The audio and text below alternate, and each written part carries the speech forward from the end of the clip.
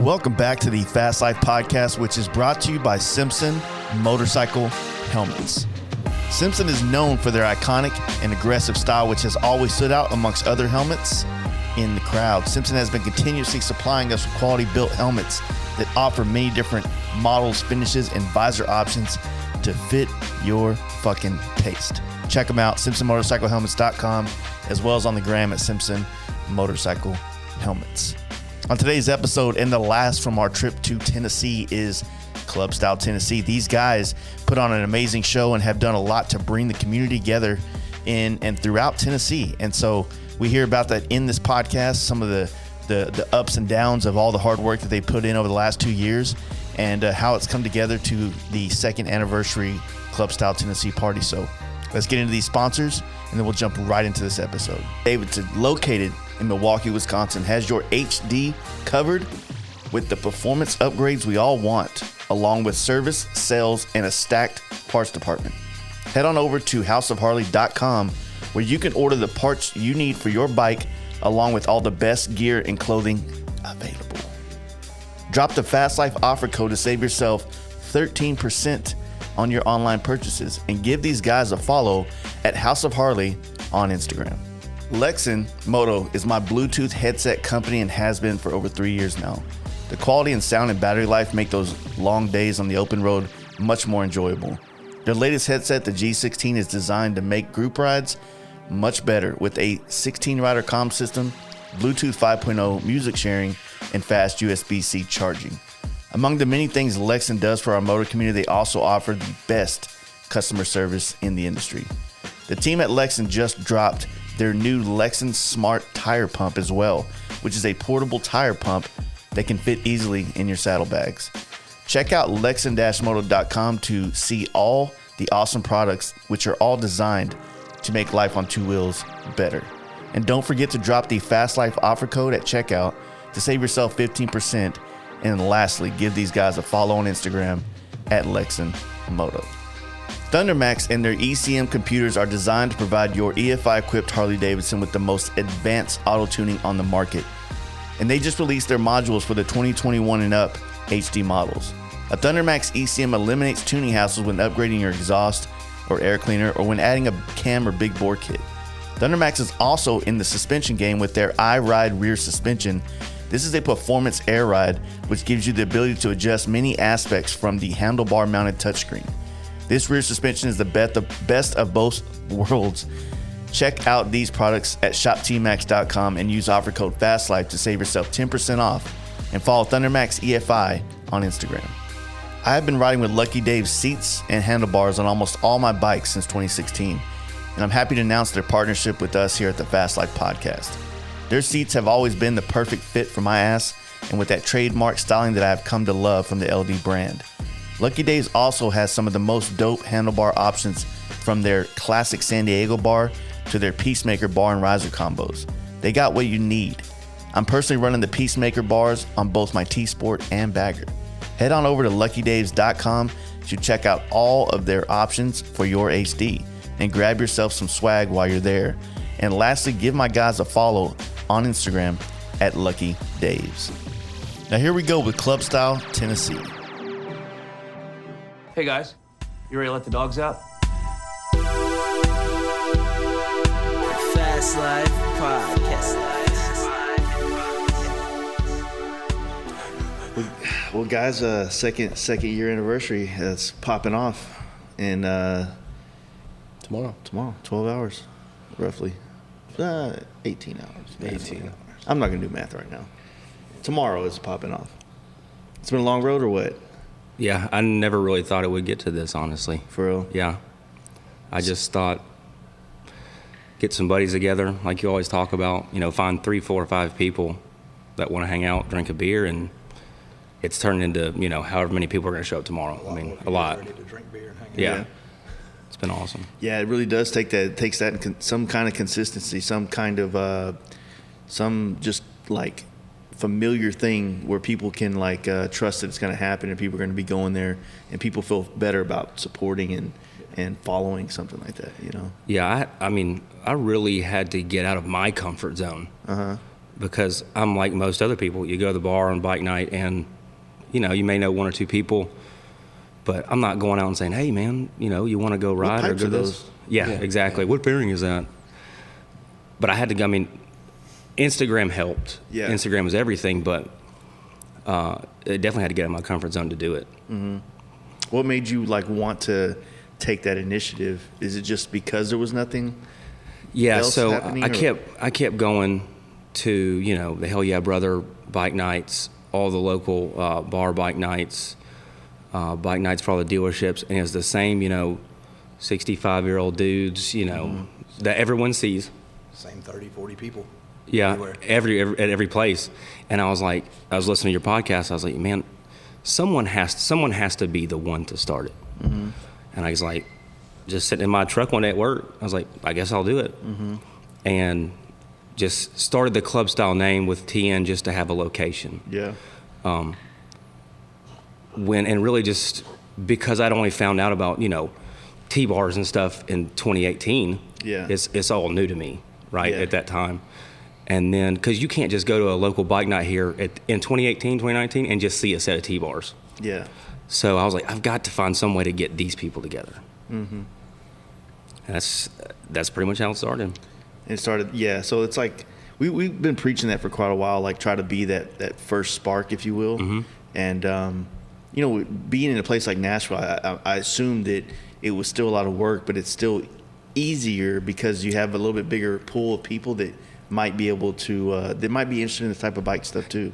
Yes, I mean they're and it's the younger guys. It really is that are into it. I mean, there are some older dudes who you see every now and then that have that kind of stuff on their bike, but for the most part, it was younger dudes. And hey, man, what bars are those? Yeah. Hey, T-bars or no bars? Yeah. That's all it is. And finding them was difficult. I mean, when I first started the page.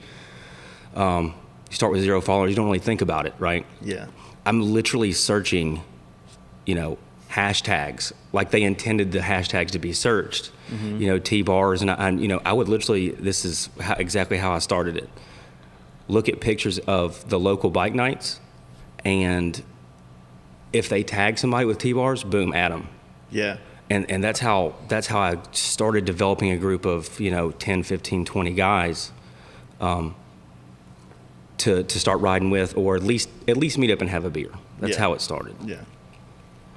And it was grueling. It was grueling at first. That's pretty smart to do it that way, like I guess we did it the opposite, where we were just out there and we just like I said in the last podcast, we had a lot of pockets of guys in Dallas that were into it, and we just said, hey, we're meeting here, and it brought all the pockets together.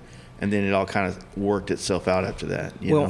I've looked at, and when you've talked about this, I've looked at like the population of Dallas and then the population of Nashville. Uh-huh. I mean, Dallas is a lot bigger, right? So I think that, and being even closer to the West Coast, I think helps too. I mean, not that we know Texas is huge, but being close to Arizona, being close to those places, I really think that it took Instagram to push this style of bike this far east. I really do. As fast as it did. I never even considered or thought about T-bars. I never watched Sons of Anarchy till after I saw them on Instagram. Yeah. I put T-bars on my bike just because I saw it on Instagram in 2018. I was like, wow, this I like the style. You know, you see the paint jobs that you do and everybody else does, and I was like, I like this style, because I was headed towards what's the first Sportster you had? The one with the Nightster? Yeah, and it was like I was headed towards low bars and like a cafe style. Yeah, I was headed towards that way, and then I saw this on Instagram. I was like, nope, this is the direction. This is it. Well, not to like completely like, I'm guilty of it. I've done it quite a bit on the podcast, but all the like guys that are older that kind of have their style, like that's just been their world that they've had. Like it's always kind of been their culture, right? And you get some of these younger guys like yourselves and whatnot that like want something kind of uniquely different that's more appealing to you. And then, you know, I imagine most of everybody here grew up with some kind of extreme sports, whether it was dirt bikes or skateboards or BMX or, you know, four-wheeling or something like that that's a little bit more lends itself towards like this this other culture, right? This younger, Yeah. famous stars and straps, mini trucking, like all kinds of shit like that, right? Growing up. Spike knows about mini trucking better than anybody. I just didn't grow up fat. Yeah, right. I missed it. But so there's nothing wrong with all those dudes out there that's kind of got their thing, and that's it's kind of the norm, But for all of us, I think that we just kind of wanted to have something a little bit more unique and fun, and ride these bikes in a different, more aggressive way, and that all lend itself to this style of bike. You know what I'm saying? Yeah, and I don't wheelie, but when you see that on Instagram, and then the first time you see it in person, ever, it's like, cool oh, shit. dude, this is awesome, man. I'm not saying I'm gonna do it because I got a job, I'm gonna go to work tomorrow, but Yeah.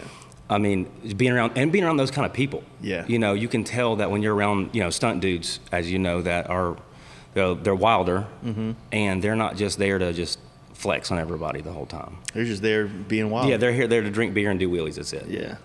Some of them. Well, I mean, that's why like a lot of us like followed the page initially. I didn't know Lucas beforehand.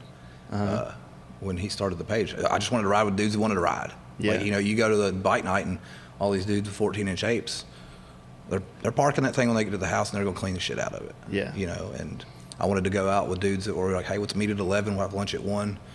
We'll circle back. We'll make it a 7-8 hour ride. We're all hanging out and doing the same shit and talking about whatever, bikes, life, everything. And it was just a lot more fun that way. And when you get first couple times you meet up with dudes, like first time you ride with Spike, and it's like, and he hits the first corner, it's like, okay, this guy rides like I do. Yeah. Better than me, and I'll even put on this podcast, he's a lot better rider than me, but you see like, okay, these dudes like to ride like I do. Yeah. And push it. Yeah. And you kind of know like, okay, I can hang out with these dudes.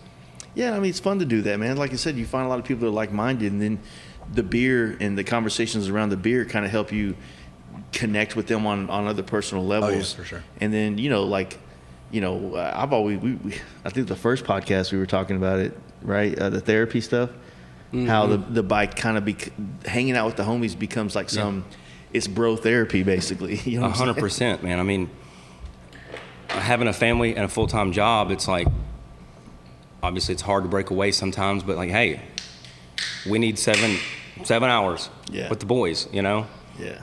And it is therapy, dude, because when we're just cruising down the road and you see boys, your homies busting wheelies at the light, it's like, I'm sure people are calling the cops, but it's a good time, dude. Yeah, it feels good to do that stuff. How did, like when you guys got this stuff going off the ground, you started having a couple of these first little meetups, like, it seemed like it, from the outside looking in, like through social media, through Instagram, from Dallas, it just seemed like it just streamlined really quick. It did, man. I mean, the first meetup, I will say, Spike, what did I run the page for like probably 6 months before the first meetup? Yeah, you put a poll. Does anybody know where we could meet up? And I don't know how many. Because I kind of got a feel for the guys that were going to show up. It's like, okay, there's going to be people busting wheelies. Like, what is a place that we can, of course, a few people said different suggestions, and I said, screw it, I just pick one. Yeah. And it actually turned out to be a bad spot for wheelies. But It's a terrible spot. But honestly, the first time, 50 people showed up. Oh, we easily had 40 to 50 bikes plus other people on cars. Yeah, I mean, the initial, we were hoping the parking lot down below by the train tracks would be, it's like an 1/8 mile wide open. Yeah. It happened to be closed that day. They were not letting anybody down there, so we had to do it out in front of Flying Saucer in Nashville, and we tore shit up. Like, How was the wheelies. bar? How are they? They were, and it's a really yuppie bar. Would that be a good way to describe it? Yeah. I think it was a culture shock for them all at once for 50 people, 50 bikers to They show ran up. out of PBR and Miller Lite Yeah. in 45 minutes. They're Yeah. a craft beer joint. They're like, we have 200 beers on tap. And it's like, give us what you got in a fucking can. Yeah. We're going back outside. And if I remember correctly, they were like, y'all need to keep those beers, inside this rail because that's their quote unquote establishment. But they eventually just gave up. Yeah, smart. But there was only, 3 meetups there? Yeah. Yeah. Maybe 2. Because I kind of feel like we needed a different. Yeah, it wasn't we a needed good. a It wasn't a different good venue. feeling. Like Yeah, it wasn't like kind of the right place. Yeah. So I was like, we need to find a different place. But man, I'll tell you, the first meetup, I was like, I couldn't believe how many people came and cared. Yeah. Honestly, it was really shocking Showed to up me. late, too, because your battery died. Yeah. So like one of the first times I met this guy, I was like, I was like, hey, man, flying saucer this time. And I was going to meet them in Murfreesboro, which is about 30 miles away, and ride there. And then I'm waving at them. But I haven't met them yet at this point. I'm waving at them while I'm like trying to get a new battery or see what the problem is. And I'm sure you flipped me off or something. But Not me. And they just roll on. But I met them there because I went and bought another battery. But Yeah. it was special. I mean, that sounds stupid, but it was special. Yeah. I mean, busting your ass and having an idea and creating it and then seeing it come into fruition is definitely going to be a awesome feeling. You know what I'm saying? And then, you get people I'm sure they're stoked. Like everybody that came was like, fuck, this is exactly what it was like on Instagram. Yeah. When you see everybody else in their scenes and now we have it. Yeah. And, it gives people a sense of pride to, know that they have a scene, and hopefully a lot of them will take some kind of responsibilities in making sure that it grows and stays cool and fun and shit. And I think he's doing it the correct way now. Like when you start with 0 followers and having to source those followers and really find real people, like I was saying, dude, I would just scroll through people's pictures, and if they had T-bars and they were in Tennessee, I would just repost them. Yeah. And then they would follow the page. But he's doing it correctly now that we've reached 3,000 followers, or he's reached 3,000 followers. Tag the page. Yeah. Because it was me laying in the bed before work or coming home from work and literally looking for people to repost. Now it's a little bit, since it's a community, it's easier to keep the page going. Yeah. Not to take anything away from him. It's easier to let everybody know what you need to do to get post. If you want to repost it, follow the one simple step, and Tag we'll make the it page. happen. That's I mean, literally like it. we still get DMs that are like 10 pictures of a dude's bike that doesn't even live in Tennessee, and my response is typically like, what do you want me to do with this? Oh, can you? No, like if you tag our stuff and you live in Tennessee. We've got some guys in Kentucky. We've got some guys in North Georgia. Like, we kind of keep it around there. And I will but when say, you're out in Montana, man, I'm sorry. Like, cool bike, but you're not really doing anything for me. I'll send you some stickers. Drop me your address. That's one of the rules rules in quotations that I'm glad that he kept going, because that was always my number one rule. Number two rules. You have to live in Tennessee, and it has to be a club style bike. Tall, skinny, at least T-bars. Yeah. It has to have the cool guy gear, right? And you get all the Hell Yeah brothers either in Tennessee or out of state and had the right bike and the right everything.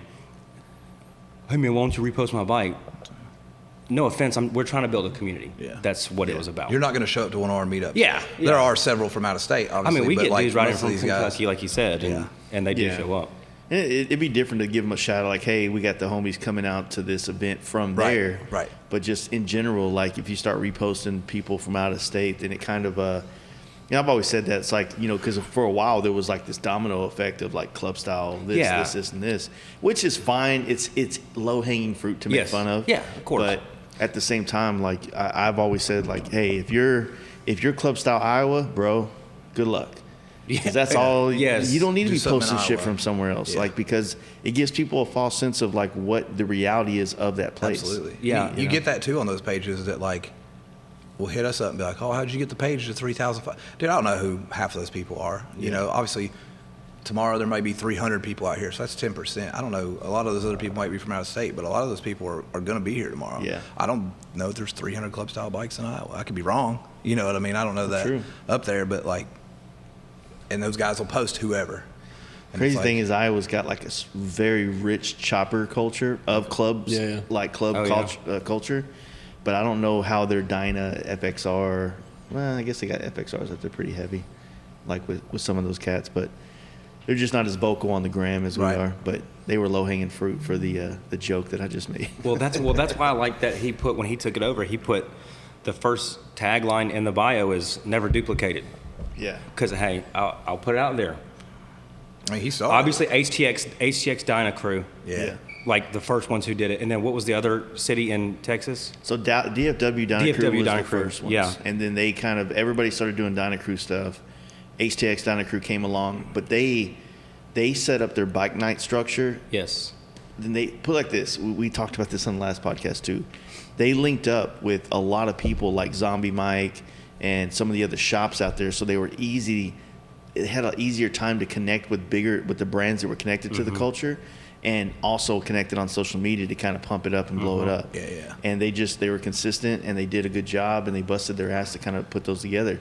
they've had hell with actual clubs. Oh yeah, coming in and kind of ruining basically their events. You know what I'm saying? We had that a few months ago. There was a DM that went out to, we'll say where you saw it, 8 to 10 club style pages from states. I remember the Illinois one. He was asking me questions about that. I think that may have been who initially shut it out there and was like, hey, we've had a problem with clubs showing up at our events, specifically 1%ers, trying to show up and show muscle. I think we should change our name. And I was like, wait, what? Like I'm in a club, he's in a club. It's a lot different. If those guys show up to see an event with bikes, they're not showing up for club BS. Yeah. You know what I'm saying? We have 1%ers that show up to our events. Came last year. And they're going to show up, and you know what they want to do? They want to see bikes. They want to have a couple beers. They want to hang out. They want to see what we got going on, and they don't care about club politics and bull. It's not that. And I think that shies a lot of people away from it, because if you have a big turnout, say you've got 30 club guys and only 20 or 30 other people are like, oh, is this a club? Is this a club event? No, it's not. This is a club style event. It's a type of bike, and that's what they don't understand. And I've done it, and he's done it. We have always made an effort to separate that. Like, okay, so if we're in a club, but it doesn't matter. Like, we'll have 4 clubs at a club style meetup, and it's a great time. Everyone has a great time, man. Yeah, it's good if the clubs and everybody's like just respectful across the way. Yeah. And I know you've always talked about like, hey, this is our thing. Mm-hmm. It's cool if you come. Just don't change what we have. Don't try to change what we have. And nobody has, man. Everybody's been so awesome. It's real respectful, man. Like, everybody's been so awesome. I've got a 1-year-old daughter, and she's at everything. She'll be out here tomorrow running around. And everybody knows that. Everybody respects that. I think it's like, you brought your wife out. Mm-hmm. Like, we all have family and close friends that we bring to these things. And like, it's just different. We wouldn't bring them into some weird situation where it's going to be something goofy, you know what I mean? Yeah, where you had some kind of worry. But I mean, Houston had a legit issue, and it wasn't so much from a conglomerate of like a huge club coming out in force. Mm-hmm. It was just more so like small little issues that took place here and there between a civilian and a club, and I gotcha. It didn't work out, and it just kind of sucks, man. That's always going to be the hard part about blending those two places together. I guess you'd say we've gotten lucky so far in the last like 2 years of this. We've never had, I couldn't think of anybody arguing. Yeah. Like, keep your shit to yourself. All that we've ever caused is keep your beers inside. Yeah, keep your beers inside, and can you guys not do burnouts when the patio door's open? Shit like that. But it's been a real treat to start this page. It really has, and dude, I've met so many people. For sure. I mean, people that I call friends. I mean real friends. Yeah. Craig. Yeah. Craig's the guy that one of the first dudes I ever saw do a wheelie. You call Craig, and he will drop whatever he's doing and bring his trailer and pick up your bike. Yeah.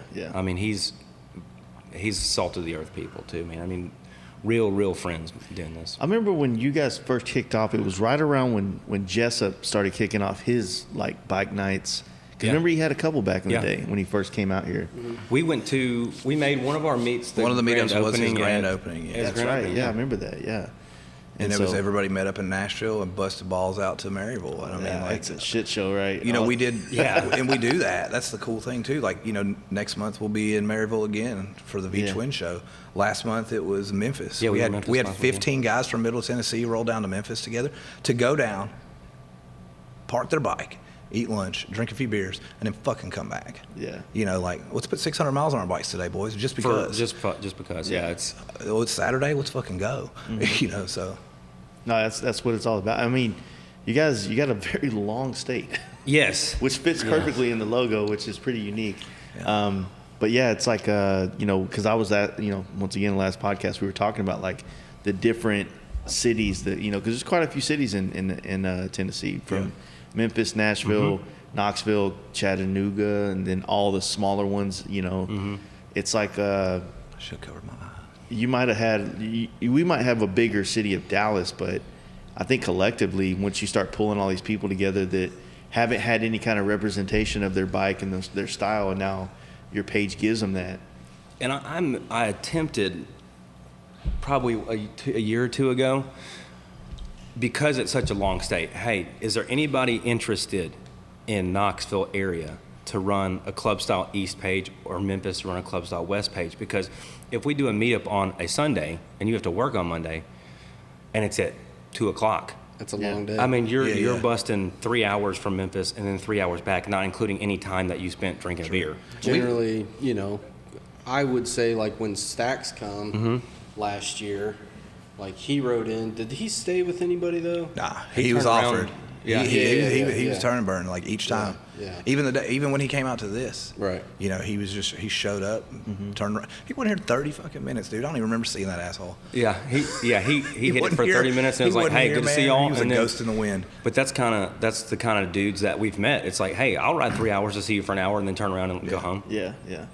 Well, it's good that they have that enthusiasm still, because, you know, like this page, you know, this concept, it's very similar to like when we started doing the bike nights in Dallas, and it's almost like when you start hanging out with these guys more, you got to like always have something like a goal to achieve together Right. as friends. And when you keep making these goals, maybe it's a bike event here, but next time it's the Fast Life camp out for one, or the down south, or let's do our own run across the country or somewhere, our own thing. You know what I mean? It kind of gives people like, oh fuck, I want to do this with these dudes. Yeah. You know what I mean? And that's where I think that you can kind of make another level of absolutely. friendship. This year when I took it over last winter, I got on board. I got right to it, and I wanted to put asses in seats. You know what I mean? When I show up to a bar, I don't want 15 guys. I don't want that bar to say that they gave me this big ass area, and there was 15 people. I want 100 people out there. And so I got hitting up sponsors, getting T-shirts, hats, giveaways, and I was doing raffles. You know, hey man, did you ride your bike? Here's a raffle ticket. At 2:00, we're going to do a raffle drawing, and I would kind of just judge it off how many people. I didn't want to give out 50 prizes if there's 50 people. You know what I mean? So I did that, and that helped out a lot this year. I think it got a lot more people interested when I'm like, hey, first person to bike night with Legends on their bike gets a Legends T-shirt. First person to pull off their side cover and show me their thundermax, here's a thundermax T-shirt. You know, like I had people hollering at me from across the bar parking lot, hey, come look at this. Yeah. You know what I mean? And it's like, that's cool. And I'd love to make it bigger to where we all did bigger things. Like, hey, we're all going to go to, you know, Beachwind out in Maryville, or we're all going to do this and go camp or whatever. But you get a lot of people that don't leave their backyard out here too. Well, that's the thing too, though, is like you're always going to have that, and through inspiration is how you change them, right? So just like when you started the page, like it's 2 of us and it's 3 of us. Well, if 2 or 3 of you go on the trip and then you repost it through the page, those other guys say, oh, that shit looks like fun. I want to be a part of the next one when y'all want to do this or that. And it's just like, I've always said, like, you got to find a way to get people to find the deepest connection to a motorcycle to keep them around. Yeah. Otherwise, if you guys have been riding long enough, you've seen guys come and go, be the best friends in the world, and then they just lose interest. You know what I mean? Yeah. Whether they might have blamed it on a kid or an old lady or a job, but they just lost interest. You know what I'm saying? That's really what it is, you know? Well, he's done a lot. Spike's done a lot better job. So when I gave this, you know, we'd hang out and I'd complain like, dude, I'm just tired of reposting. I'm tired of, like, I don't do a whole lot for my personal social. I was spending 10 times the amount on the club style page as I was my personal social media, just because I wanted to build a community. And then he told me one time, he was like, hey man, let me run it. And I was like, I don't know, it's kind of my baby, dude. I can't, it's hard to give up. And then, you know, a couple months goes by, man, this sucks, dude. I kept hammering his ass too. I'd be like, come on, man, give me 30 days. Give me a couple weeks. Let me just see. Give me the password. Then I was like, all Give right. me the keys to the castle, dude, just for a little So there bit. you go, dude. And I gave it to him, and he's done, man. He's done an absolutely fantastic job. I did tell him, I was like, hey, man, people know, like, I'm not known, but like at the meetups, people know that I run the page. Don't be posting any sideways shit out there, dude. You know what I'm saying? But man, he's done a fantastic job. Yeah. Why couldn't y'all co-run it? Like, just still, we still do. We still do. Yeah, he still has access, but like, access. okay, so by trade, I'm a maintenance mechanic. There are nights when I might spend 7 of my 8 hours sitting on my fucking ass doing nothing. It's a lot easier for me to pop on Instagram every hour or so, but oh man, I got these notifications. Let me hit these reposts. Whereas, you know, he's busy all day. You know, with his job, he's busy from sun up to sundown. I sent you this picture 2 hours ago. You don't repost it Yeah, yet. right. Hey man, I just tagged you in this 53 minutes ago. Why the hell am I not on the page? And it's like, well, because I was working on something that exploded at work. Yeah. Yeah, that's Amazon culture right there. Yeah. But he's definitely, you know, he's absolutely a part of it. Like, it's not like it's just me, because, you know, he still has access to it, and he just kind of stepped away, I guess. Yeah, you know, like you said, he wasn't, I wouldn't say overwhelmed. He was just kind of sick of it a little bit. Thank you for your sacrifice. Oh, hey, man. Yeah, he's really picked it up and just ran with it. Like, and he even told me a lot of times, like, dude, you should contact sponsors. I was like, dude, yeah, I told him that last year. The effort that he has put in was, I guess I'm just lazy. The effort that he has put in is doubled mine easily, and he's made it into something that's even, it's like a freight train now, dude. It's hard to stop at this point. Nice. Well, what's some of the hardships that you guys have dealt with, like in the growth of it, from like your early stages to what you deal with now, when you're trying to curate either it's content or meetups or, you know, whatever? Well, when you're cold, you're not getting content. Yeah. You know what I mean? There was a part during the winter when I would do like a repost and just kind of like go back through the archives and be like, man, I hope to fucking God somebody tagged Club Style 2 years ago in something, because I need something. It'd be 3 or 4 days without something on a story or something. Yeah. Or nothing. And I'd be like, shit. You know, and so There's then you ice just on the kinda, ground. I mean, yeah, right. You know, like I get it. post? Like nobody's out riding, but then some of those people would see that, and I think they kind of took it like, fuck it, man, let's go out in the snow and do some burnouts. You got people out there whipping shitties in parking lots and diners and stuff, and I'm like, fuck yeah, cool. Like good video, like that's fucking perfect. Well, and people like in the winter just tinker on their bike in the garage, and, Yeah. and people just started filming. Like, they started filming it. Like I would film mine and just like, hey, I put these XYZ on, didn't matter, and then they'll tag the page in a story. And I've always one thing we talked about a lot with our bike night is that I used to tell people when it was raining, we would drive and hang out. Really? Yeah. Just to get and if there. it was cold, we would drive. Still do it. I remember like the first 2 years of our bike night. The second year was like the height of just all the rad people involved. We did a fucking, what is the thing, like a white elephant when you go like with Christmas? Dirty Santa Dirty kind? Santa Yeah. type Yeah, shit. we went to the bar that we'd always been going to, the Anvil Bar, and we all brought presents, and you know, we did shit like that. Like we created that deal where, you know, sometimes one of the homies' bikes would be down, so we would drive, or it was raining, so we were like, fuck it, man, I still want to hang out with the homies tonight and have a couple beers, so we would all just drive there. Yeah. And so I mean, yeah, it's like, yeah, you want to do the bike thing, but the reason I've always enjoyed that is because for some people, they hide behind their bike. Like without their bike, they don't have. And I mean this not as a dig, but like their bike gives them a little bit more confidence to be there and present. And so like you want to break that down so that he can, you know, that person can be fully confident in who they are, and you know, start to have a personality outside of like their T-bars and their Simpson helmet and stuff like that. You know what I mean? Let me tell you one of the things that I know that we've dealt with. You know, I was never big in my personal social media, but clout chasers are real. Oh yeah, dude. Even for a little page with 3,000 followers. Yeah, absolutely. They See want them tomorrow. Yeah. You got guys that are going to be out here tomorrow, probably not on a bike, that haven't ridden since early this year, late last year, and they didn't give a shit about anything else we've done all year. Yeah. But when you've got a big social media presence like Thundermax and FASTLIFE with you, they're going to be here. Yeah, and they're going to be out tagging. here shaking hands and they're going to be kissing babies. They better stay away from fucking mine though.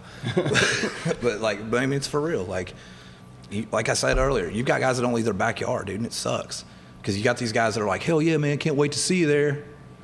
And you're like, ghosted. Where the fuck is so and so? Yeah. You might even text them and, hey man, where you at?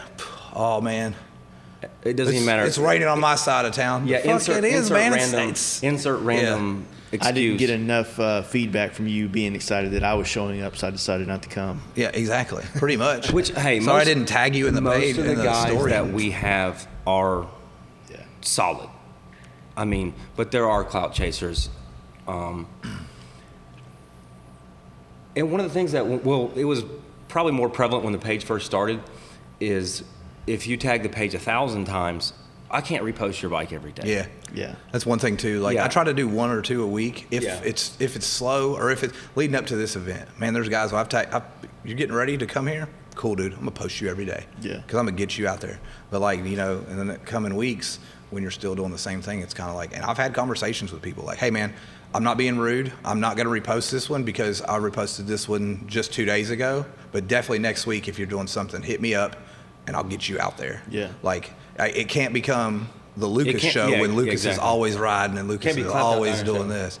Yeah. That makes sense. I mean, and that's and you know, guys get upset about that. Yeah. Well, people need to understand that like to create a great page that's inclusive, but also inspiring is you have to curate the content in a way that's like ideal. Sometimes people take shitty photos of their bikes. Yeah, they do dumbass videos that aren't good. Yeah, and you got to be able to say, hey man, that's not really the best angle. I feel attacked. No, I mean that's the thing. I mean, me and Proper Baggers talked about this a lot. It's like he only posts like for real glamour shots now. Yeah. But it's like that's the level of it. You know, it's yeah. like I If you get didn't it. pay for your photographer, fuck off my page. Yeah. I'm out here that a razor phone, Yeah. flip phone. Bike, dude. I got my Motorola. Probably got your razor, dude. Motherfuckers. I had But, a razor phone stolen in 2007. I haven't let it go. Have Yet you? to be returned. No, haven't. Yeah. Well, dude, I know where he lives. I'll go and check. I'll turn that place upside down tomorrow when he's out at church or something. No, it's not so much that you need to have like a full-on production camera, but everybody's got an iPhone or a Samsung in their pocket, so they got a decent camera. You got portrait mode. Yeah, just take a pic. Like, first off, if your bike is just basic as fuck, dude, Yeah. come on, dude, stop taking Yeah. pictures of it. Hey, but at first, Jason, Again, I feel attacked. I had to post those basic as fuck bikes. But Well, now that I you've mean, there's some grown. hitters. Yeah. There's some hitters around here now. Yeah, And we got some guys that are absolutely starting with a stock ass Dyna, and they hang out with us, or they just want to be part of it, and they're asking a lot of questions. And they're like, trying. Yeah, Yeah. they're trying. They're like, hey man, I got my bars ordered. They'll be here in 2 weeks or whatever because of fucking COVID or whatever. And I mean, that's cool. Like, I'll still post your stuff, like, but give me progress. Like, I'm not gonna post your stock beach bar bullshit that you bent back so you could reach it.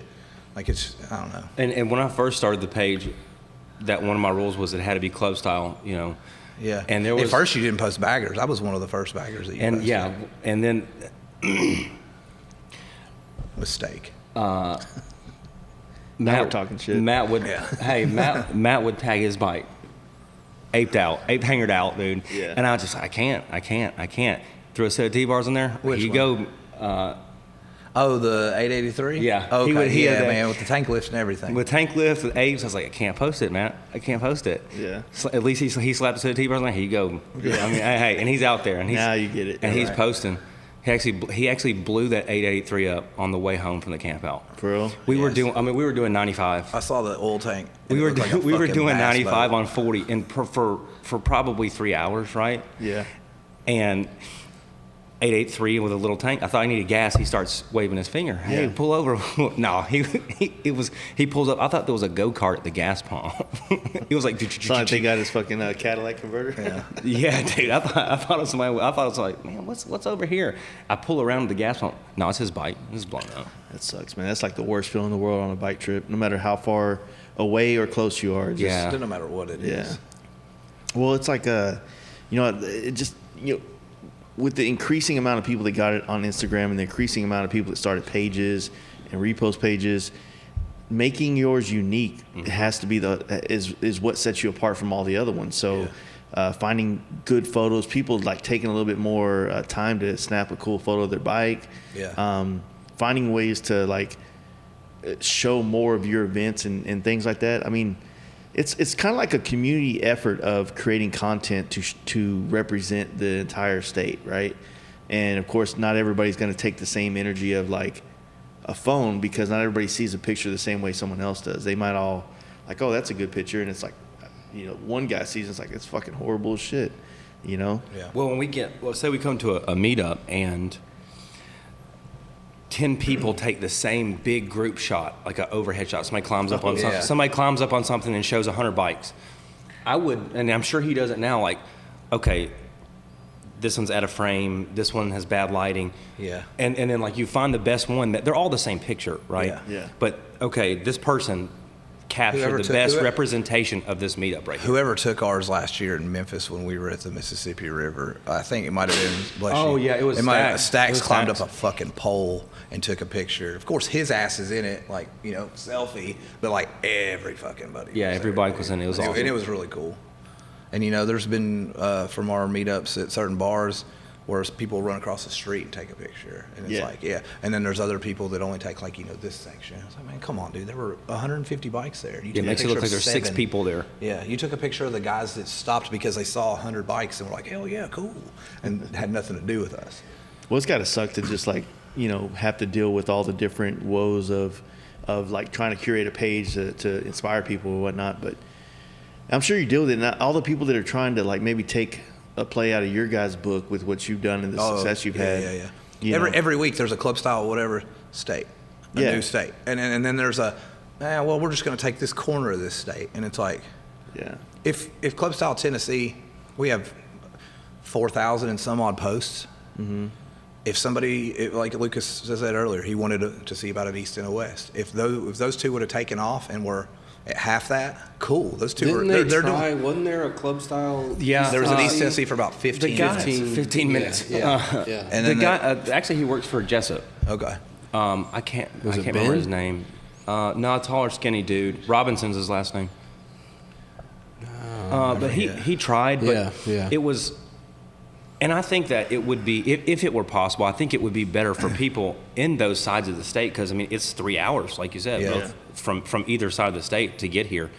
And the reason I've always done Sundays, and I wanted to tell people this, is for your dealer people. Yeah, industry people, man. Your industry people, man. If you're working on Saturdays, dude, it's hard to get. You miss out. Yeah, you miss everything. Yeah. Well, that's why I hated doing the meetups where we ride on Saturdays. But at the same time, like if I'm going to Memphis, I might stay the night. I can't stay the night on Sunday because on Monday I got to watch my daughter and do whatever I need to do before I got to go to work. And so, no offense, but my time kind of takes a little bit of priority. Sure. If I'm coming back that night, hell, by all means, let's do Sunday. But so that's shitty.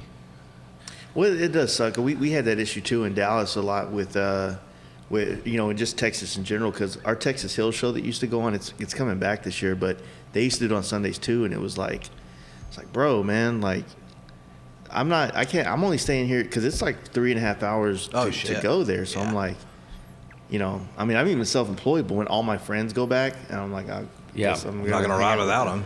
Yeah. So it's like, and you try to do it for the industry people that are working the dealerships and stuff. And at first, like, those were the guys that had the T-bars and Dynas and FXRs, honestly. And then it just got to a point where the needs of a few didn't outweigh the needs of many, and it got to a point where we had to like start just moving it to another day. Because same thing would happen on our camp out. We would try to host it, and people couldn't get time off from dealerships and stuff like that. I made the mistake once or twice, like putting a poll out on Instagram.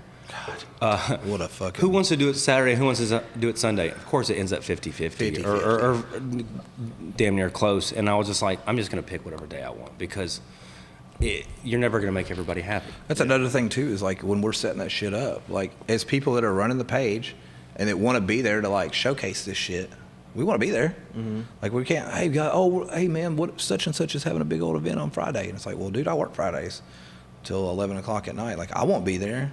Like we're not going to go there. A bike night. No, fuck that. Go. Like, dude, I've wanted to do a bike night for so fucking long, and I just recently, like 2 months ago, teamed up with a local bar right up the road. They were kind of apprehensive at first, like, because I was like, they've had bike nights. Yeah, they're like, but we've had bike nights before with my buddy that owned a shop, and I mean it was fucking huge, like 125 bikes. But with us, they know that like. They see us and they see patches, or they see this style of bike, and they're like, well, these guys are younger and rowdier. And like, that we are, but we're respectful. And so they're super. We tip well. We tip very well. That is one thing. Like I feel like when club style comes there, like every the bartenders time are getting tipped. Everybody's every event that we've had at a bar, like out of the stuff that I sell, t-shirts, hats, whatever, $100 to the bartender, to the best bartender. If we are designated one bartender, here's $100. What's that for? You took care of all of us. Fuck off. Yeah. Like, oh no, well they tipped. I don't care. So did I.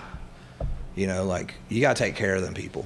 But they were really apprehensive, and they finally let us do it on like the first Friday, and it was cool. It was like 75 bikes the first time. It was probably 55 the second time, and it was like 35 last month, and it was in the pouring down. And I'm talking about rain. An absolute like Tennessee monsoon, and there was, and I saw the pictures because I just got shit to work, sideways, and it was sideways rain, and there was sideways rain, and there was hurricane season was over, big old fat rain, and there was still 35-40 bikes there, and an absolute downpour. But the bike night thing's really hard for me because I might be able to find a bar that's like, hey man, Wednesdays are great for us, and it's like, well that sucks because Wednesdays are ass for me because I work pretty much 6-7 days a week, and I can't make that. And I want to be there. We've talked about, we would want to do a once-a-week bike night. I just think it's too much commitment for some people. Yeah. I wouldn't want to do once if a we week. had a tighter group like y'all got, 7 to 15 guys that know that this is bike night. But running a page like this, I think So that's probably the misconception that we've led people on to think that our bike nights don't get anywhere close to the numbers that you're talking. Really? Yeah. Y'all A just good 10 bike, 10 guys Yeah, it hanging might out. be 20. That's yeah, cool. a good That's bike 20 night bucks. with That's us a lot more is manageable. like 25 people show up. We're like, fuck, it's raising tonight. But it's like, but to me, it's manageable and people can kind of connect better. Yeah, And so, absolutely. When you do less bike nights a month, you can definitely kind of generate more of a hype to want to go and not miss it Yeah. because the next one's not for a while. That's kind of what like I'm HTX after. Diner Crew, or Yeah, they exactly. have their bike nights are massive. I've seen the pictures, and it's Mm-hmm. like they're pulling out all the stops. But for see, those. also on that, and this isn't a dig at that at all because I think that's badass what they are doing, what you guys are doing, what HPI does, but we don't work at our shit.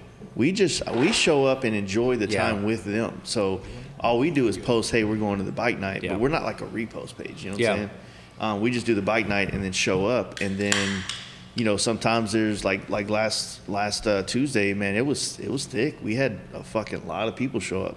Our weather's finally starting to change though and turn. Yeah. It started getting cooler like 2 weeks ago, but then we had all this rain, so we got fucking giant mosquitoes everywhere. And we're all Yeah. standing outside just getting ate the fuck up. So that hasn't been enjoyable. When you say you don't work your bike nights, I know he didn't when he did the meetups, but with me, like You'll see him doing work the tomorrow. stickers and the T-shirts and the hats and whatever else. Fuck, dude. I haven't had fun at a bike night or an event that I've done this year. Well, I've Yeah. had fun because I see all my buddies having fun, Yeah. but I don't get to do shit because it's not like I have like an employee. Yeah. I'm not. It's not a job. It's just money that goes back to the page. That's been a question too. People are like, "Where's the money go?" Well, we're tipping bartenders. Well, hold we're on. buying stuff we're putting it towards more merch. Yeah, start off like I never did merch Mm-hmm. because It's work. it's work. It's work, exactly. Yeah. And he was like, when I take it over, I want to do merch. I'm like, okay. And people don't know, like, dude, they came out of Spike's pocket. Fuck yeah, First that was run- awful. First run of T-shirts, first run of hats, everything Yeah, came it's out a of pain his in the pocket. dick. I mean, But it all goes back to the page. So we had a couple guys that have gone down and had GoFundMes that are local. And I know them personally, and we all know, here's a couple $100. Here's the money. Yeah. Because, you're in a tight spot, like, here. It's no skin off my back. You know what I Yeah. mean? Like, Well, I mean, it's helpful because if you guys ever decided to host like an actual, like the thing tomorrow, like I'm sure you have more capital to fund certain things and whatnot. But at the same time, like, why do people give a fuck if somebody's making money off hard work? right? I don't know, because people are always going to be in your business no Yeah, matter people what. are always in the business. Yeah, it's like that's always been a weird one to me. How people would, generalizing here when I say people, but it's like why are you mad that like I'm asking for you to support our podcast? You know what I mean? Right. What if it made $100,000 a month? Like I'd appreciate it, and trust me, Patreon supporter right here. trust me, I would. I always tell people, OnlyFans? dude, if I can't wait. I'm working on my 6-pack right now. Shit, they have those dudes that just eat like a lot. I swear to God, dude. Don't tell me that. I watched some OnlyFans documentary on like Hulu or something, and there was a dude that just was like, "Yeah, I make X amount of dollars a year, and all I do is gorge myself." And that motherfucker was like a basketball on a popsicle stick. He was just plump from eating cakes, and I was like, "Dude, I'm out." It's fucking crazy. You don't have to show your butthole, dude. You just eat. I'd rather just show my butthole. I could be Anonymous, yeah. Yeah. Probably not gonna make as much money. But the thing is, like, to me, it's not just like us. It's me and Cruzy had this conversation a couple of days ago. It's like, when you start putting out content, and busting your ass to build, something, and people enjoy it, why are you mad? Like, why do you not want them to be successful? Like, Right. you have no problem putting money in Dixon's pocket, and they don't do shit for you. No. They don't host events. They don't sponsor nobody. Nope. They You just give take your money. $40 a year to breast cancer, guys. Watch out, man. Yeah. So it's like, why is that okay on one end, but then you got everybody else that's taking money out of, like, I take money out of my paint side of the business a lot of times to do these things with this podcast, to travel, to be sitting in Nashville right now and to be sitting in California 2 months ago. Yeah. You know what I mean? Like, it's a lot of work. And it's like, the craziest thing is when people cancel $1 on my Patreon, I'm like, oh man, I'm sorry I was such a burden to you. Sorry that buck didn't work out for you. I'm going to lose like $20 off that one. Yeah, just by saying that.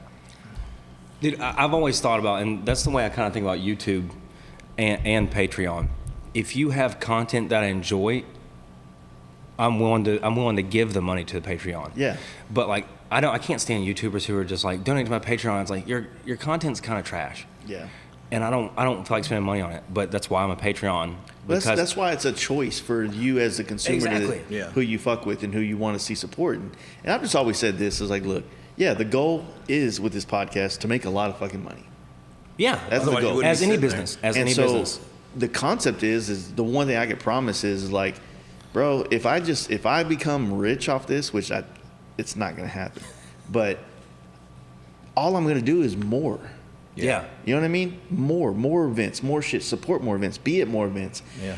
Try to put more people on, do more shit. Like, it's not like I'm going to do less. That was another thing, too, and it's kind of like a sidetrack of that. I've had people come up to me at events and be like, why are so-and-so here? I don't fucking care who's here. I just want people here. Yeah. Like, I don't care if you have T-bars on your bike. Yeah, that's the goal, obviously, is like, hey, we got 40 like-minded dudes. But if some guy's going down the road and sees all these bikes and wants to stop in and have a fucking beer, come on, dude. Yeah. Come up and talk.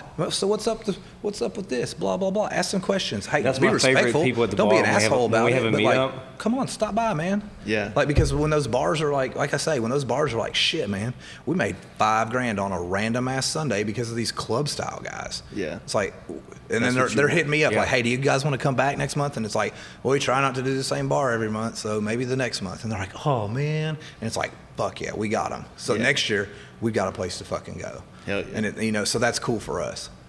No, that's good. But like I say, people have been like, well, what's that fucking bike doing here with the apes and the stretch bags? Well, I don't give a shit what he's got on his bike because it ain't mine.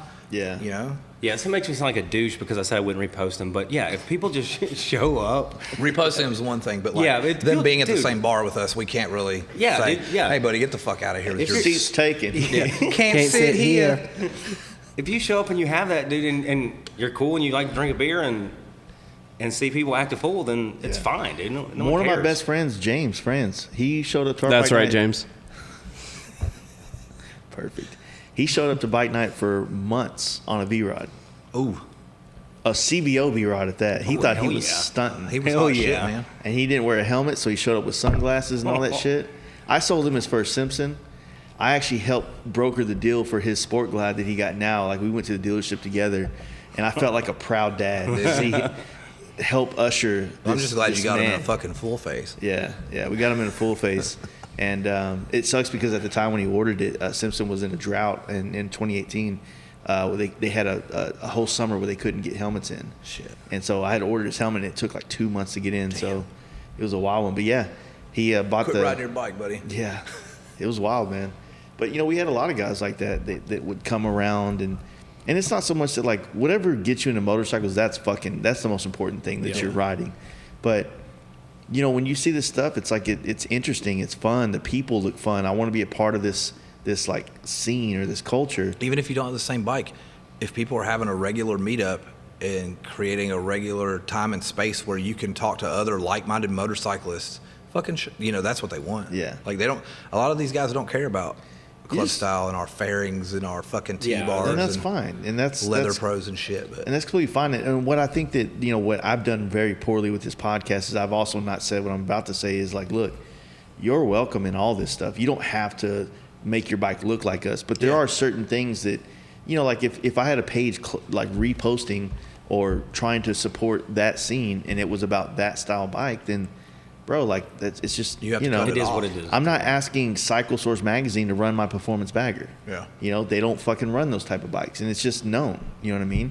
So the thing is, everybody's welcome, and if you decide you want to go this route, cool. If not, cool. You got to be able to take a joke here and there. Right. Yeah. Follow us on social media and fucking show up and drink some beer. Yeah. If you can throw a joke back.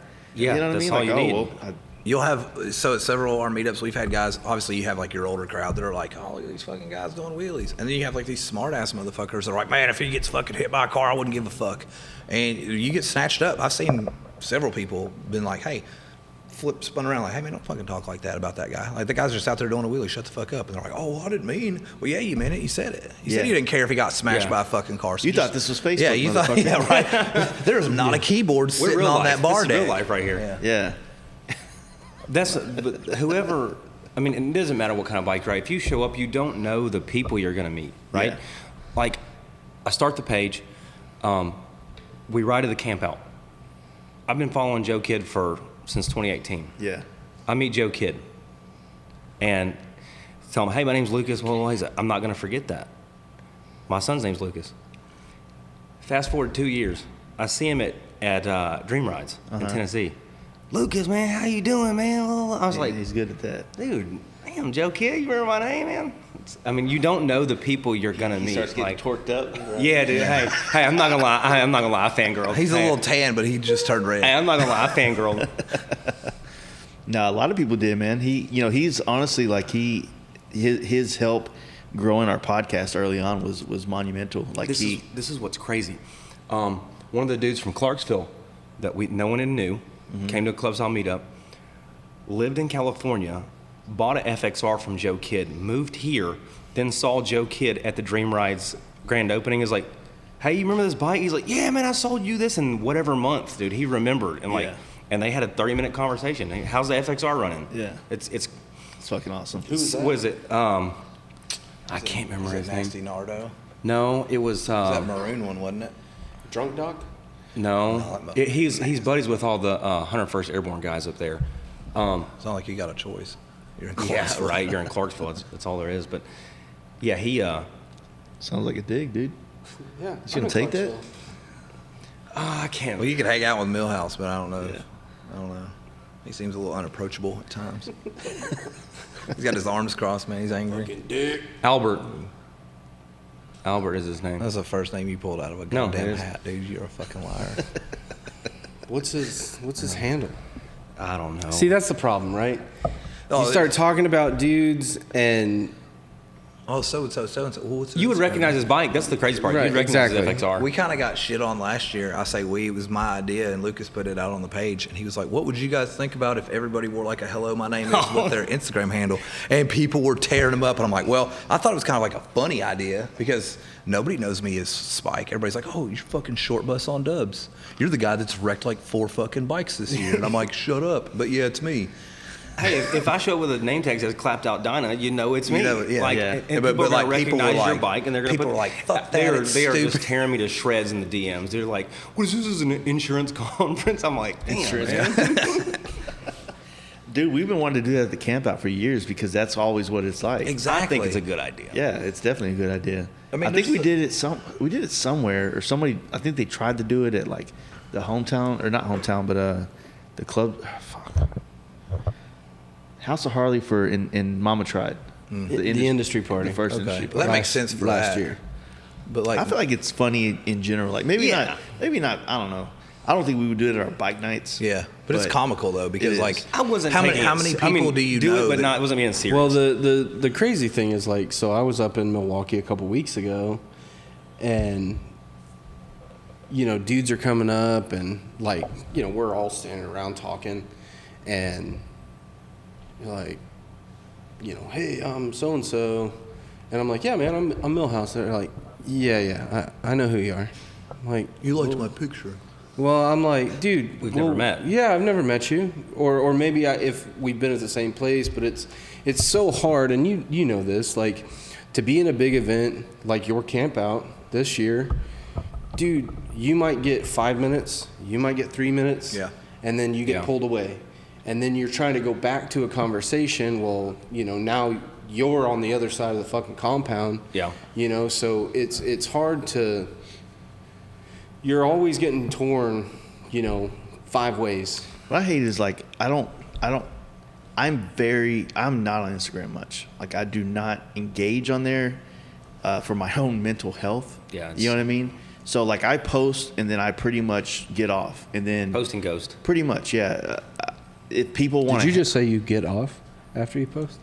all the time. All baby. right, girl, keep it going. And I because I don't like small talk, and that's all Instagram really is small talk. And I feel like what happens is then we get people to come to bike night, and I hang out with them for fucking weeks on end, and then they tag me in like something like, "Hey man, thanks for that conversation." I didn't know that was you, like, Right. Because Yeah. and I feel bad because I don't follow them or some shit like that, but The problem is that everybody assumes that everybody is doing what they do online, right? Everybody assumes, well, I'm on Instagram all day and they're there and he posts a lot or he has followers, so he must be here all day too. And I'm like, I'm not, dude.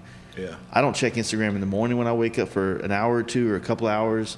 And then when I get to work, I'll check it real quick, answer some message or give it a thumbs up or a fire emoji or some shit. I don't engage. Yeah. I don't like hear to. that, guys? Just a fire emoji. I give them the fire emoji. Or the Well, because a lot of things hands. a lot of conversations are kind of it's butter to get into a bigger conversation, Yeah. which I just don't have time to sit here Get to the point. and explain. Like I get questions like, "Hey man, how'd you get into painting?" Dude, that's not a story you tell through text in a DM. Yeah. That's Yeah. not. Hey man, how just how this or what this or hey, do you know a good painter in Vancouver? And I'm just like, Yeah, there's actually a group text of all the good painters in the world. And I'll just type in Vancouver Yeah, and I'll send it you the just come up, responses. yeah. there's actually an app for that. So it's called Google. yeah, it's like I said this the other day. Is like everybody's always looking for something. I feel like whether it's a paint job or a bike build, Right. the way you know that you want one is when you see a painter do something that makes you want a paint job. Then you know who your painter is because that's the paint job that turned you out. You know what I'm saying? Right. Turned them out. God damn. I like black bikes What is this, until high I school? saw this guy. Man, that's one thing about this page that, like, obviously people, if they're a painter, they're a mechanic, and they start a business. I mean, we've reposted people that a couple people started painting Oh yeah, Couple doing people full-on started- paint jobs on their motorcycles in their in their Their own, garage. like just in their garage, and like, hey man, repost. Yeah, dude, repost. Yeah, cool, Like, because and you're doing I'm not cool We're not shit. claiming that they're Yeah. getting rich off of us, but I'm sure they've got. Yeah. I hope so. I Yeah, really I hope, hope- that, I I hope- hope that it wasn't unwarranted. That I like want nobody gave a fuck. Here's some likes. No, Yeah, I fuck want that, them dude. to Put some be on money the in that come guy's up pocket. too. Yeah, so it's like maybe they got work off of just being reposted off of this page. Yeah, 100%. Yeah, That's- and that feels good. I mean, I got 5 painters. You know, I have one in California, one north, one south, and one on the East Coast. Or that's 4, right? So I got 4 painters that I recommend, and that's it. And they're all the highest end painters Yeah. in America. And I don't know if you're gonna be able to get in with them. I don't know. I'm not gonna go down this tier Or if system. you can afford them. Do you want to Yeah. wait 8 months for your paint job? Hit this guy. That's up. it. Oh no, man! I was thinking maybe there was a guy that could do me like a panel with some lace and some stripes in like a week or two. It's like, oh yeah. It's 2 weeks before Daytona. Hey man, I want to get this painted real quick. Yeah. I'm like, get the fuck out of here. And they 40 grand. the confidence that sometimes these guys come into my DMs with, and you could see the confidence in their words, like as if like specifically this year before Daytona, 2 weeks before Daytona, some dude who had a lot of money in his bike. So the dude had money, but he clearly has not been told no before. Ever. You know what I mean? And Yeah. I'm like, dude, I can't do it. He goes, come on, man. I'll pay you whatever you want to do this bike. And I'm like, it's not that, man. Like I have projects that have been here for 8 months Yeah. that I'm finishing for this job. Yeah. You know what I'm saying? It's like I just can't fit in a bike and do the quality that I have to uphold to myself in the 2 week time that you need this done. And regardless how much money you have. You know what I mean? Yeah, it doesn't. You could say it's $100 grand. Yeah. But the quality's not Oh, going to be wait, there. wait. Well, yeah. Okay. wait, hold We're on. talking about Jace, and they'll sell out. There's at a price for 50. everything. Sell out at some point. Yeah, there's a price for everything. Wait, did you say 100 grand? I'll literally leave You're my always house. gonna have people like that. Yeah, Yeah. of course. Everything's got a price. Yeah, that's true. Yeah. But I don't know why we got on that. But yeah, it the conversations on Instagram has gotten kind of hard for me to engage with it very well, and it sucks because I met some of my best friends through that. Yeah. You know what I mean? It's just gotten to a point where people they're not mindful of how they ask questions and how they talk to people. And some of them do. Some people that listen to the podcast will go on there and they'll say some really awesome stuff or ask questions in ways that I feel very compelled. I tried to buy a helmet off of you in your DMs. I probably didn't even fucking. No, you respond. didn't. You were like, nah. And I was like, well, why not? And you were like, well, it was a gift from Simpson. And I was like, Oh, you of wanted my one that's helmets. already yeah, painted. one of your factory helmets that you have sitting on the behind yeah, you. yeah. And I was like, well, what about that one? And you're like, no, it was a gift from Simpson. I was like, all right, well, I understand. Those are all my personal helmets that are. It's okay. I yeah. can deal with a little bit of Jace sweat. It's not a big deal, It's man. no I big wanted deal. that fucking helmet. Yeah, I would never sell any of my personal helmets as long as Me neither, because they're all cracked in half. The last thing I'm gonna do is sell you one of those and then see it on Club Style Tennessee page in 2 weeks. With a GoFundMe. Fucking Nissan Altimas. No, but it's hard, man. I try to tell people all the time, I can only handle about 40 helmet paint jobs a year, and that ain't a lot. That's 40 people. Seems like a lot to me. It's real easy to do. If you do 2 helmets a month or 3 helmets a month, which is super easy, or 4 helmets a month, it's super manageable. You know, it's easy to do in a year.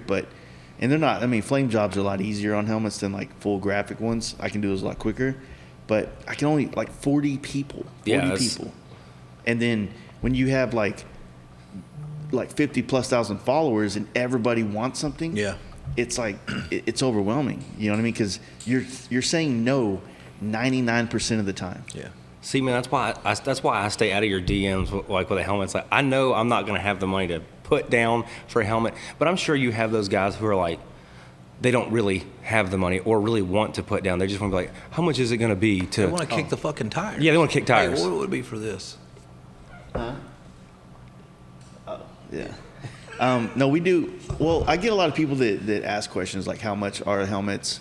Or, hey, I want you to paint my helmet, which I have like a massive policy of how I do it. Like, you know what I mean? I won't paint used helmets or non-Simpson helmets. Which is smart when you started when he started, when you said you started doing like, buy the Simpson from me, it's here, I'll paint it, and that's it. Yeah. And like I said, if I had 3 other custom painters in my shop and we were running an assembly line, it'd be a lot easier to open up the doors to other brands and other things like that. But I just can't, man. Like, I have so many irons in the fire, man. It's just not possible to do all those things. But, you know, it's still cool to be able to do stuff. I still do paint bikes for people. It's just like, fuck, man. It's just, it all sounds pretentious and fucking douchey to say it. You know what I'm saying? But well, you've been doing it for so long. Yeah, but it just still feels like it still feels. For 6 months. I wish. I'd be famous on Instagram. I'd be making reels all day. Look at me. Shaking that ass. That's the thing, like, I feel like the stories reposting more. Sometimes it's hard to find the time to scroll through Instagram to see people's posts of pictures like you're talking about. Oh, yeah, dude. When I took the page over from him, he had followed many he's gonna crush Joe me. Blows. He's gonna crush me. Shit on you so bad. Dude. I couldn't tell you how many mornings I spent looking at people with fish, their fucking kids, no offense to your children or wives, your wife, your graduation of your niece, and it would be almost 5 minutes before I saw a fucking motorcycle, and then I'm like, I was having to curate content. I had to delete. I think we followed when I took the page over. 1,500 probably? Shit, no. More Come on, they don't do me like that. Soccer moms, motherfucker. Oh, that's a fetish. We follow now 407, and I've easily deleted 1,500 to 2,000. Yeah. And I would spend hours at work when we wouldn't get calls. So I started doing that too on my Instagrams. So what I would do is, and it's not because I don't like them or anything like that. It's just that I wanted to curate my feed to things that I'm interested in. Yeah. You have to go through and delete those guys you don't interact with. It's like, I keep saying this, and I'm sorry for my listeners, but Instagram is not a social media platform anymore. It's media. So I'm going to follow people that interest me, that do stuff that interests me, that inspire me. All the other like homies and shit, I'll do that. I'll follow you on my personal page that I'm never on. Yeah. So, like, not that I don't want to see those things, but Instagram's not like it was 8 years ago. You know, where not at all. You know, your friend from high school posts the old picture, throwback Thursday. You know, or a wife crush Wednesday or women crush. You know, all these little things we used to do on Instagram that was fun and it was cool, right? But now it's just like weird. Yeah. You know, the algorithm's all fucked up too. Yeah. Like, you know, when they did an update like almost a year or so ago, and it completely changed. Like, I was seeing stuff of pages to follow this page. No, I don't want to follow that page. I want to see what Lucas is doing. Or I want to see what, my girlfriend's doing or my buddies are like. Did so-and-so get a new bike? Why didn't I know about it on Instagram until 3 days later? It shows up. When it was a sponsored posted 5 days ago. I'm like, why didn't I see that? Posted 3 days ago, and it's like, fuck, dude, I would have come over to your house and seen the damn thing or done something. a burnout on it or something stupid. Yeah. Well, that's the thing that sucks about it, man. That's why the whole platform seems to be like on the dying side of the spectrum. I mean, it's literally when we all got on Instagram back in the day, we used to talk shit about Facebook, like, oh, Facebook's dead. For old people. Yeah, it's for old people. And now we're fucking, I guess. That's us. Yeah. But the thing is, what's next? I mean, I refuse. I'm not getting on fucking TikTok. I refuse to do TikTok. I'm not dancing. I refuse to. And I'm not agreeing to the terms of service. So I think the only thing next is, I think the only safe bet for anybody is to figure out how to do some kind of YouTube for themselves. Yeah. And that's like not going to be conducive to somebody that just wants to post a picture of his niece. You know what I'm saying? Yeah. So it's going to be one of those deals where, you know, if you're like a brand like mine or even you guys, like Club Style Tennessee YouTube coming soon. Somebody's going to fucking do it. It's the only thing that makes sense because there's no other competitor to YouTube. Yeah. And it's like they have an algorithm as well, but it's not changing and so drastic to the point where you can't grow. And if people do it before Instagram fully implodes, then you can kind of use your current like followers to direct towards that. I honestly think Facebook's a better platform now. Facebook's getting there. They've changed a lot of things. Well, they're still owned by the same guy. Yeah, but it's like on Facebook, it's been so long since I've been active on there, but I've been watching a lot of videos about this shit, and a lot of people are talking about how you can engage with more people organically without so much, hey, promote it on Tennessee. Dude, whatever the fuck. Dude, the comments and the DMs just from spam are just... It's getting outrageous, dude. Or how about the illustrators? Oh my hey, God. do you want your bike cartooned? Yeah. It's 3 a day. Minimum for me page. is like 6 of these motherfuckers. Really? Yeah. I'm starting one tomorrow, and I'm just going to fucking hit you up every hour. Can't draw and it's shit. just going to be like can't a draw stick shit. figure with your picture on it. Yeah, my head superimposed on a stick figure behind.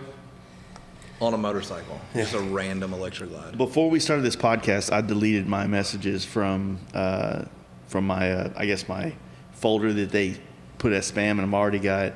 Normally, my clients get 1K to 3K it's that followers. It's that all the time. Earn $4,000 in crypto in 30 seconds. Yeah. Okay.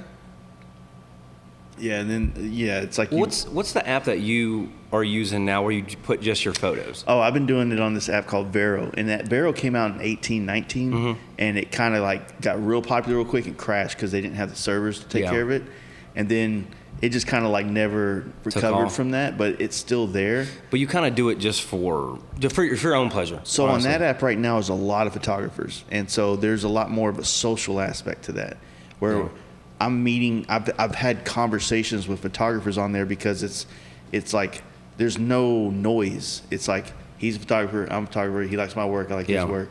Conversation, right? So social.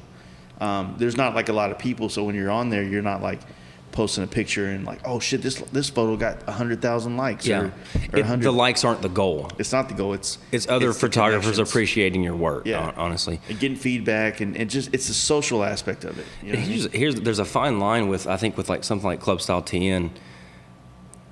Do you want the page to grow? Yes, of course. Yeah. But like we were talking about, it grows to 10,000 followers. They're not all going to come to a meetup. Yeah. And then obviously it would be cool to have that, but you still want the community there. Yeah.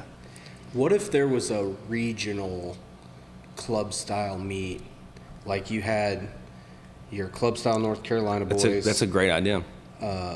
Your Illinois boys. Arkansas, Texas. Yeah, right. So what Every if you fucking did state. Yeah. What if you did like try and figure out what's the most central location for everybody to be able to ride in? You did a once a year, similar to obviously your camp out, but FASTLIFE camp out. Could just make it the FASTLIFE camp out. Yeah. So you're gonna come anyway, so might as well. well, I'll be there. I don't know about everybody else, but that would be a cool thing to do, you know. But then, like we were saying, like you have to have somebody. Hey, you do it. Well, there's always going to be like levels of commitment from people. Yes. You know what I mean? And some people are down for the occasional bike night. Some people want to do the ride. And some people want to do the shit where they're going across country and doing all this other shit. So there's always going to be levels of We got guys that show up to fucking everything. Yeah. Like, I couldn't beat them away with a stick because I've tried. No, but for real, like, we've got some guys. That's why I like tomorrow in the bike show. Ben's thing, trophies is the ride your shit. Yeah. Because I've always been like, ride your shit. Like I might not ride as much as I want to, but we got so many guys that don't. Yeah. So like, here's a fucking trophy. How So, many I mean, miles you put on dude, your Brennan's bike? coming from Massachusetts. Damn. Yeah. And you get some. Rob's coming up And from he's coming to fucking, get his bike though, right? No, Who was the one that had this bike that blew up on the way from? Was it home or to the camp out this On year? the way back. On the way back. It blew up. It had to be trailered. Who? Was it Homeboy from Mass. Oh, that No. was I don't know then. Taylor. Maybe. Oh, okay. Maybe. I know his close buddy Brendan. I mean, he's the one that has that the They're in dyno with the Knoxville. RT fairing. And dude, Yeah, he hung out that with us dude's when we good. were up Yeah, there. and when you all are up there, yeah, dude is riding 1,100 miles, and sometimes you can't get a dude to ride 20 miles. And 20, that's a fucking stretch. Yeah, it's a I stretch for some If you people. can show me a guy that rides more than like 10 to his favorite bar, myself included, I'd be impressed. Yeah. Well, that's why there's tiers to this shit. That there's, about. I mean, we've had people do the same thing. We do the same thing. We've shown up to bike nights on the other side of the country. It was conveniently while we were going Yeah, that way. right. But at the same time, it's like, yo, man, that's what this is supposed to be about. It's supposed to be about riding your bike, going to have fun. The bar, it can be a drug, right? It can be something that you enjoy more than the ride because you have a fucking problem. Yeah. Let's be real. Yeah. Attacked. I'm personally attacked. Yeah. But, it's like, I feel like there's nothing wrong with the bar aspect of it. It's like, when I first got into bikes, especially Harleys, the option, because the community did this, was the bar hopping. Yeah. It was Yeah. Strokers Dallas, and then it was this bar, and then it was that bar, and then, You just want to circle. all right, guys, it looks like we're going to head home now. Fucking 7 o'clock going home to fucking Yeah. drink for free. Yeah. Yeah.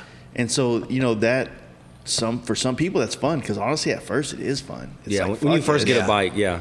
But then you need more substance out of your motorcycle, out of your experience on bikes, and that's when you start to look for things like 45-minute rides to the bar, and then you Well, typically yeah, go out. they might look into the concept of joining a club, because the club might give them the inspiration, or they might be doing something that you could be a part of that you want to try, like going on runs out of town somewhere, weekend rides, like staying overnight places.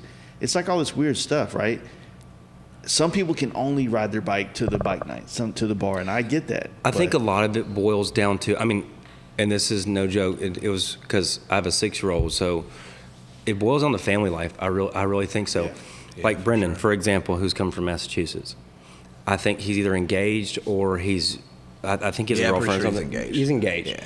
But with no kids and just being engaged or having a girlfriend, it's like, all right, peace out. I'm going 1,100 miles. Yeah. And I think he's a firefighter too. Well, not only so that, it's like but if he has 4 days off or 3 days off or whatever it is, no big deal. no kid, no wife, 3 days off, peace out. It's a lot easier too when you have like a 6-month out or a 3-month out, and you're like, all right, I'm gonna put in my so time for that's work. true. I'm gonna get it cleared That's with true. the old lady, just make sure she's cool. Or say you're just a single dude with a dog. I got to make sure somebody's watching my dog for these 4 days while I go. That's a lot easier. And that's why Getting he's shit done a great sprung up job on at you, like, planning. Well, Is like that's- he plans it so far out that it's like, okay, everyone has plenty of notice. Yeah. You have no excuses if it's planned 3 months or 4 months away.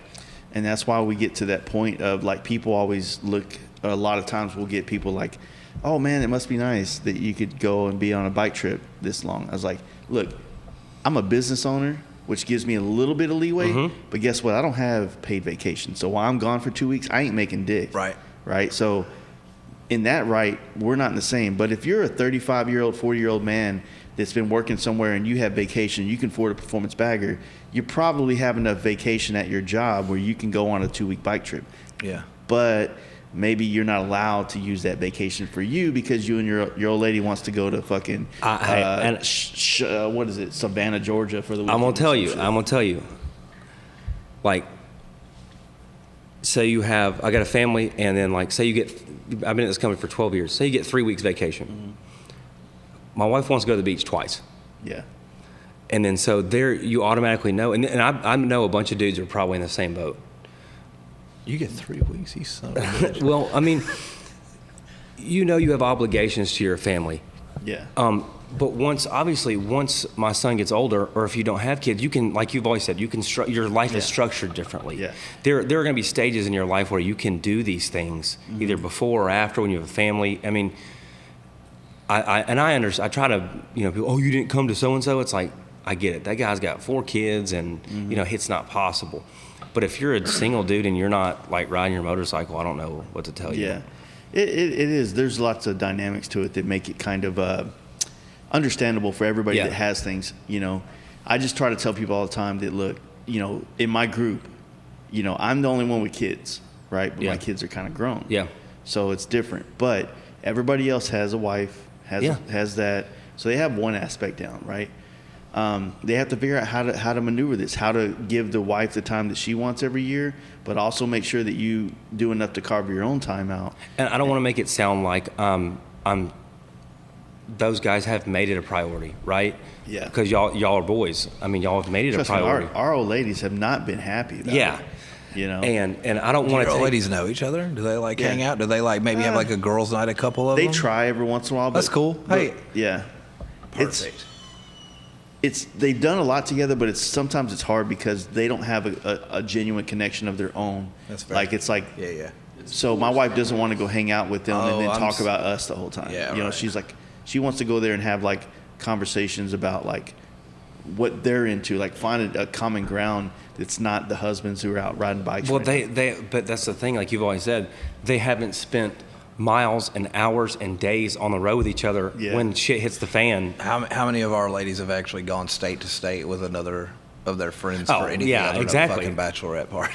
Exactly. Like, not taking that away from them, but I mean, like even if it's just like, hey, we're going to go up to Louisville for the Kentucky Kickdown this weekend, or we're going to go for this or for that. Like, we've all done it. Yeah.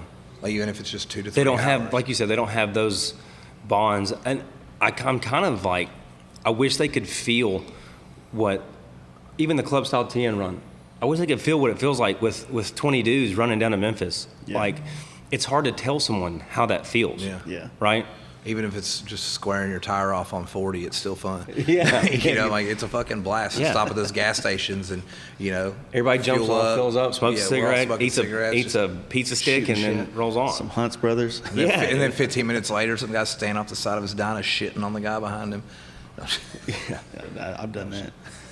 But no, it is tough, man. And I get a lot of people I've heard every, and I'm going to say excuse, but I don't mean it like condescendingly. It's not a dig. Yeah, it's not a dig. I've heard everybody's like reason why, but at the same time, I've always say this. I was like, look, opportunities are here. You have to figure out how to be a part of them because they won't. Everything we got going on, it's not infinite. Everything we're doing is finite. At some point, the bike style, the style, the scene, it's going to change. It's going to evolve. We're going to be the old guys, like, still wearing the cutoff. I feel like I am the old guy. Well, we are. I know I'm old, but at the same time, eventually this might change, dude. And everybody's going to be wishing they would have took those chances that they didn't take. To go to that bike night, to take a chance to meet friends, to go on a camp out or a trip or go to anything. So when I try to tell people, like, look, man, regret is way harder to deal with than fucking like the consequences of some adolescent actions of like, not being as responsible as you should have been. Yeah. So it's like anything. Don't abuse it, but if you got one trip a year, you got to make sure that you do what you need to do. Yeah, it's just, you can also do the fun shit. It's like people, you said clout chasers, right? Yep. You talked about that. Well, people that chase clout are people that are chasing a false identity of life. Yeah. But when you're out living and doing all the shit that some of us have gotten known for, or maybe some clout, if you will, like, we don't care about that because what we love is what made us known. Yeah. You know what I'm saying? I mean, you have to try, like, get out there. Like you're saying, get out there. And I would never join a club with this guy if it weren't for this page, man. Like, okay, so what I was going to say don't blame the page. So what I was going to say is, when your early 20s, you enter professional world, doesn't matter if it's blue collar, white collar, your friends move away. Yeah. Right? Dude, I was finding myself when I started this page, like, I got 3 friends that will watch football on Sundays, and that's it. Yeah. How can I meet more people at 25 to 35? Yeah. Like, everyone's busy, but dude, you put one meetup a month, and you're expecting those people to be there? I'm not saying you give them shit for not showing up, but like, hey, dude, you've always talked about accountability. I'm not saying you give them shit, but like, hey, what happened to you last month? Oh, well, he had something come up. No big deal. Yeah. But it's just a way to meet people. The way things stay going is through support. The reason why we don't have magazines anymore is because people stop buying them. Yeah. You know what I mean? The reason we don't have a lot of things is because people stop supporting them. You know, nobody that's having a successful event or a successful page is going to quit because it's got too big. Yeah. I mean, I guess it happens, but it's not the norm, right? So this thing that you guys got going on that's great, that some people are loving, like, if people don't show up to it, it goes away, and then you don't have shit. Now you're going back to the Hell Yeah Brothers shit down the street. Oh, no. You know what I'm saying? It's like, you know, the same thing, our campouts, these other events, like, all these things that we try to, you know, partner up with, like, with Tony at Rebels Den to do the polar ride type shit. Like, all we're trying to do is give people a chance to come out and see what this shit's about. You know what I'm saying? And sometimes, like, he's pissing in the wind over there. Just let him go in one of the coolant tanks. It'll be okay. Yeah. It'll blend. No. Middle door. On the right. On the right. Yep. It's dark if there's a light on. We'll leave the light on for you. Was it Motel 6? Yeah. Don't stay in Motel 6. Oh, I love those. They're always $40. And they get your catalytic converter cut off and then. Is that where you were? Yeah. Yeah. They got my man. They got me. I'll tell you what, I'd like to cut the one off of it now, just to like frame it up in my house. I'm like, fuck yeah, look, I got an HPI muffler. I can finally afford one. I stole this motherfucker. I stole it. I didn't have to wait 6 to 8 weeks. Kiss my ass, motherfuckers. I just got it off the Thunderbox. Just There you go. shove it on the Dyna or whatever I'm riding in 2 weeks. What size pipe is that? Like a 3-inch pipe or some shit? Like a muffler on there? Yeah, it's a muffler. Okay. So I got pictures. Probably 10 3/4 at least. I'm fairly certain the downpipe was 3-inch. Yeah. And then they were able to weld the muffler to another pipe, and then which was all stainless, and then put it back into the factory system. So it was an interesting afternoon. I saw a video the other day on a YouTube from a page I subscribed to, and the people had tried to cut the cats off, and they cut the fucking mufflers off and left the cats. Oh, nice. Because for whatever reason, the cats were like post muffler, and they were like mid. So they were just like, cut at the engine. Hey, the big silver thing in the middle at Thundermax is a urinal, right? Yeah. Sure. It is Did today. you turn the water on to flush? Just so everybody knows. If you come here to the Glove Style TN party tomorrow. No, you got Porta Johns for tomorrow. And they're in the shade. They're brand new. No one's pooped in them. Bullshit. I haven't yet. Hey, what month did we plan this for last year? August. August. God, It was hot as Why do you fuck. think it's September this year? Yeah, because you took over and it was like, No, it's just because. well, no, I but asked no. for it. And everybody, well, we did it in August last year, and there's not a lick of shade out here. No. Ain't a lick of shade. No. So tomorrow's going to be cool. So we've got, of course, Mikey's coming to Ace Graphics. He's setting up. Travis from Outcast is here. Yep. Marshall from LA Choppers. He's setting up. Sweet. I've got, of course, we're set up. We got 2 new heater shirts out. Saw those. They're killer. And then we've got the American Legion. Obviously, they're throwing out their steak sandwiches again, and then we got beer in here. And everything goes to the Legion. And maybe we'll have some Coca-Colas. So we'll see if we can get this stupid slushy machine working. We just unboxed it this morning, so we got to figure that out. I had one last year, right? That was just fucking haggard. There was something that fucked. It was keg handles. It was the keg handles, yeah. They were just fucking garbage. Yeah. It's okay. Hey, you guys did it right this year, Kendall. Yeah. But you did not buy enough Miller Lite for fucking Smyrna. For Rudco? No, dude. Well, we'll get more. We're gonna float you out. That's fine. So how was the party last year? Like, what was? It's fucking great. Yeah. It was good. I expect a lot more people this year. Oh, I think we're going to, I mean, we've got. Did you get a bike count last year? I didn't. So here's what I want to do. And you guys may need to help out, as far as we'll have vendors set up first. And vendors. But then this whole section right here is bike show parking. So I don't want where you're parked right now. So we're going to Get Bent Moto is going to be at the end, kind of funneling everybody into this. Hey, your bike sucks. Park over there.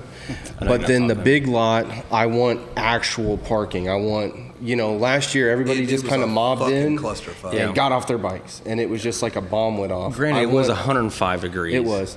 But I want a little bit more. I want some actual parking rows if we can. I'll be out here early. So okay. I'll go out there and hobble around and yell at people. Perfect. I was telling him last year when we were in the bathroom, dude, I planned it for August last year. Not as hot as Texas, but dude, it was an absolute scorcher. The devil's asshole in the parking lot. You couldn't go anywhere. I was going inside to sit in the bathroom just to cool off. We're gonna have perfect weather tomorrow. We were underneath a fucking trailer. 87 and sunny. Like it was hard. Like we were just crouched underneath it, guzzling water, hoping for the best. That's why I like that September through November and that March through prime time. May is always like stacked with events. Yeah. Just because people are trying to get in where they fit in and shit. You know what I mean? That's what next year I think we're going to try to set up some bigger stuff earlier in the year too. Plus whatever Millhouse and Thundermax will let us do. It depends on how bad we burn the place down tomorrow. Yeah, I don't think we can't really hurt much. So you just who was all here last year? Didn't y'all have like a Tony showed up, Scott showed up. Yeah, I mean I'm talking about just. Yeah, but they showed up fucking late. Well, they had issues. That's because Tony riding a wheelie bike, that many miles. He broke down like in Memphis or something. But then so I'm home and I get on Instagram. Like I've been home for hours. I've showered. I'm hanging out, and then all of a sudden, all these people are posting. There's like 4 fucking people here. On the day I was like, late. good on you guys for fucking sitting at a Mexican restaurant down the road and getting fucked up, and then showing up after everybody left. I was like, that's fucking stupid. Like the whole lot of 5 of you, like for no fucking reason. I was like, God damn. Yeah, but we had a good turnout. If I had to guess last year, I would guess 80 to 100 easy. Yeah, I would say 120. Mm-hmm. Yeah. And I would expect tomorrow to bring every bit of 200 plus. I hope so. I think that's a realistic. A lot more hype, I think that's a realistic thing. Alex Vogel and the House of Harley boys are mobbing like 4 deep right now. bro? Yeah. And then I got Mountain Glide. Paul Bush, he's coming in from like the Indiana area. He's liable to bring 1 or 2 with him, and then we got homeboy from Mass, and we got some out of state people. There's 2 from Mass, and then we got I just got tagged in. Robbie's coming up from Dallas. Dallas, yeah. Robbie's already here. Is he? Yep. And then I got. I guess he can buy us beers for the night. Let's go down there. Clayton Welding, Grant Momentum, Easy E. And Alex Kirby from Arkansas and Louisiana. Where's Scott? Scott Build. He missed the run for the river that we did last month. The Arkansas boys were hyped. Yeah, we have to give them shit. We showed up and there were 8 people from Memphis and nobody from fucking Arkansas and everybody from Middle Tennessee. Remember when Scott was going on his rants about getting people to cross state lines, and he's having a hard time getting across state lines? He just had some shit come up. No, he's in his truck crossing state lines with a trailer. I guess he bought. Oh, I didn't see that. He bought a new bike. Well, he got 2 bikes. He's bringing 2 bikes back. You can only ride one at a time. Allegedly, he's going to try and make it, but he's down in Georgia. I don't think that's happening. I will say it's easier to cross state lines in Tennessee sometimes. I mean, because you're an hour from Alabama, you're an hour from Kentucky. I mean, it's easy. A couple hours from Georgia. Yeah, it's easier. Hard. It's easier to say crossing state lines in Tennessee than it is like Texas. Unless you're going east or west. If we go straight north, we're about an hour and a half to hit Oklahoma. Yeah. That was the longest. That was the longest day I've ever put in. I mean, I've always wanted to do 1K in a day, but never really happened. That's but fun. We did camp out to Nashville, and where I live, it was almost 700. And I really just thought about riding around just to hit it, but I was just like, whatever. What are you looking up to the camp out? You said 590, right? A straight shot, the closest way.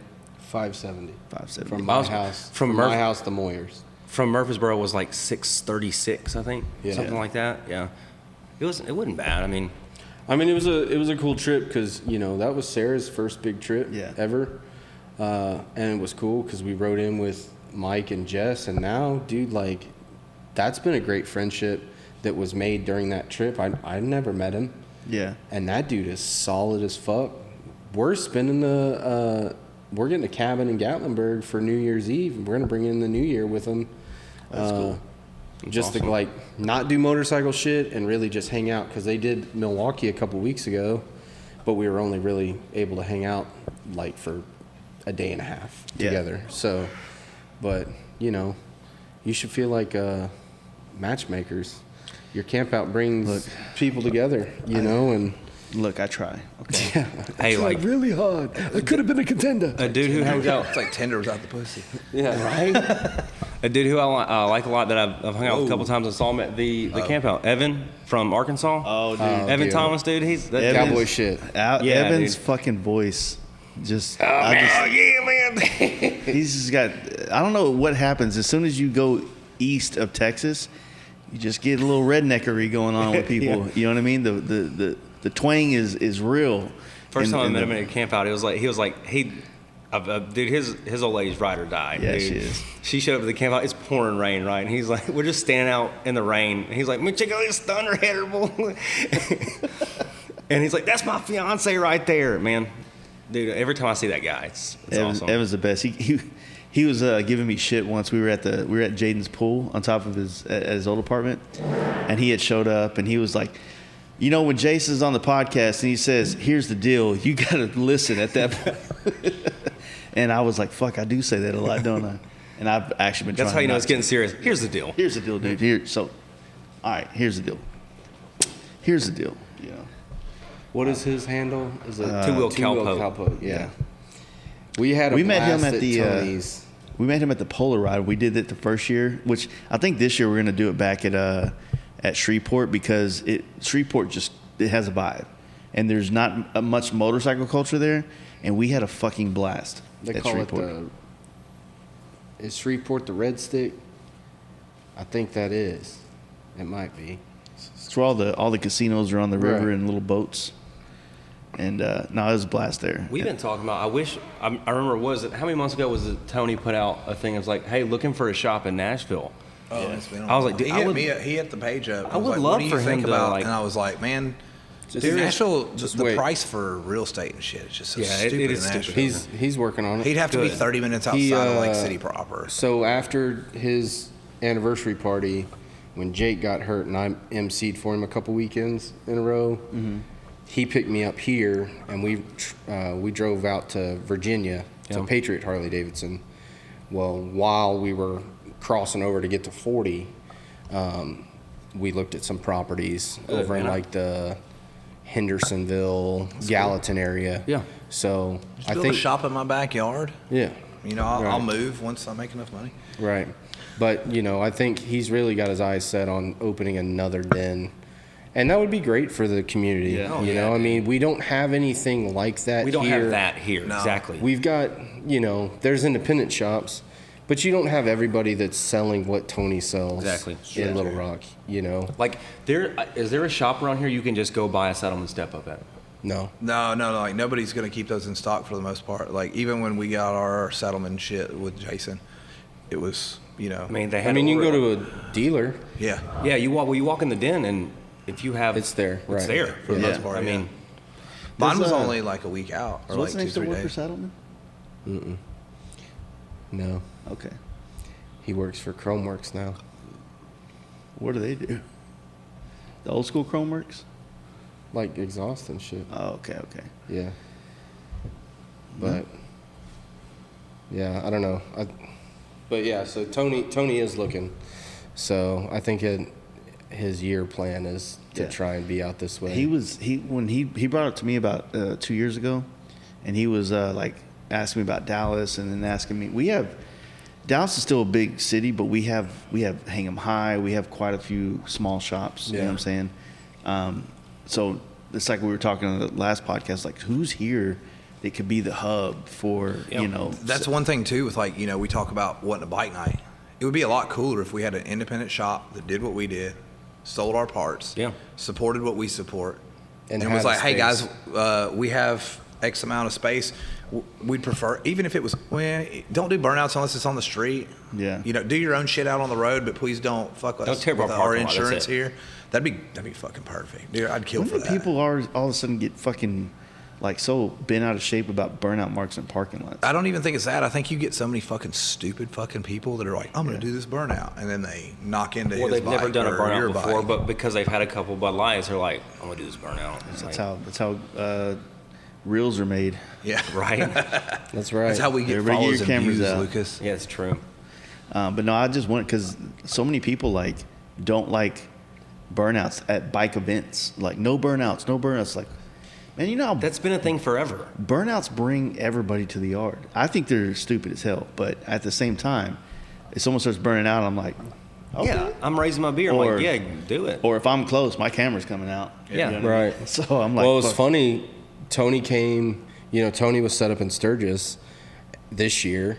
And so he come over to Black Hills to see us. And before he left, I was like, roast that tire all the way down the fucking strip. And he was like, okay. And it's so effortless for him. Yeah. He just and walked this motherfucker down the whole strip. And last year you had Seabear and Kenny. They did the entire row, which pissed off a bunch of people. Of course it did. But like to watch Jeff or Seabear just handle this thing so like it's very melodic and flowy and shit. Just there's no effort. Yeah. Seemingly what he's doing, and it's so controlled.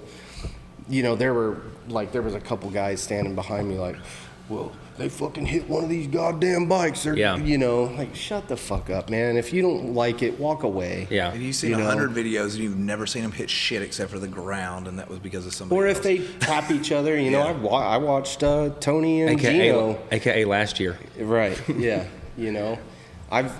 Shit happens, but for the most part, Yeah. they wouldn't be doing it if they didn't think that they could fucking control it, you know? But then you've got some people that are just, oh, we're going to do that too. And then they take out a whole row of bikes. I don't know, man. It's just gay. No, I feel like it's, man. It was funny because we were doing one of the very first podcasts we did in the studio. Rock Stunts was in there. Yeah. And we were talking shit. I was talking shit about burnouts, and he left and gets his bike, brings it in my shop, shoves it in the wall, puts a hole in my wall that I just built, and does a burnout in my shop. And I'm just like, this motherfucker, dude. You know what I mean? Smoked the whole shop. I think I remember that. And then like so strokers, like we're hosting at the pre-party there for Born Free, and they're like, hey, just no burnouts in the parking lot. I'm like, I get it, but it's like, you're a fucking biker bar. Yeah. And it's a huge destination for people that are either passing through Dallas. You're or going to whatever. Strokers. Yeah, dude, Yeah, it's you're gonna a check it very out. cool, especially if, Lena gives you the 5-cent nickel tour. Last year she gave me a big tour around it, and It's pretty massive. Yeah. it's super cool. Like their meeting room that they've got is just plastered with all of the bikes that they've done over the years, and just kind of a transgression of stuff, It's really neat. Yeah. But I didn't know that Rick was doing like custom cars and shit and resto stuff, Like I don't think a lot of people know that, but they've got a full on Like car body shop yeah. and car shop and everything. It's pretty neat. Yeah, It's a big compound. When she had brought it up, I was like, well, here's the deal. If I say no burnouts, They're gonna do it. But if we don't say something, we just got to hope they don't do it. Because you can't have me be liable for the 100 people. Yeah. You know what I mean? So just so you know, like, I'm not saying they won't, but we're not talking about doing it. You know Yeah. what I mean?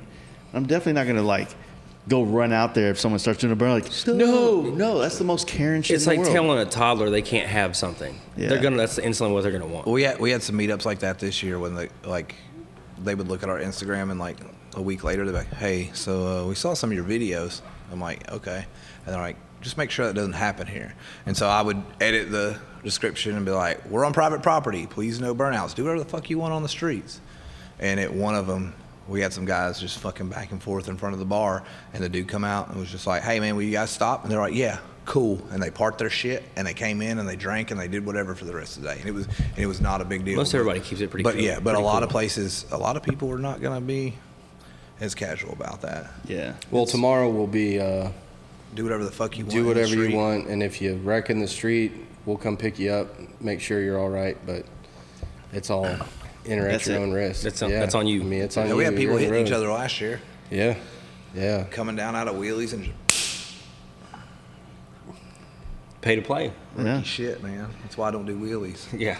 Not because I can't, but also because I can, but also won't. So how are you guys expecting this tomorrow to go? Like, what's the new things you brought to the table over the first year's party? Ben's doing the bike show, which is going to be it's a ride-in bike show, because I think my second theme is fuck trailers. But anyway, so he's doing that. I don't know how many classes he's got. Do you? He's got a bunch. I would say he's 10, open 10 to 12. I don't know about that, but like he's opened enough that like he's covered all of his bases. Yeah. Basically, He's I mean, you definitely saw got it all the set up right. trophies. And then just having a little bit of a vendor presence, Yeah. where like the people that we're already supporting, like, yo, you want to come and Yeah. make a couple dollars and sell some T-shirts and hats. That's why Sketchy hit me up, and I was like, yeah, come on. Yeah. 'Cause You know, he's in Knoxville. I was busting his ass. I was like, why the fuck aren't you going to be there? And he's like, well, I ain't really talked to Millhouse. I'm Well, like, because he was fucking- gonna do. Yeah, he was going to Indian Larry's. He was going to go to Indian Larry's, and then he ended up That fell not. apart. So That's today, right? Yeah. Yeah. It'll be a Shit's good been- time, It's a though. good party. Looks crazy. It does. Yeah, I've seen some I've shit. seen I've shit. seen You a got couple good weather? reels. Oh, it's Yeah. crazy as tomorrow. Right. So, but I think tomorrow's going to be good. I told Steven, our head of R&D, he's the one that's kind of aligning the food truck to come and shit. I was like, just make sure they have enough food, you know?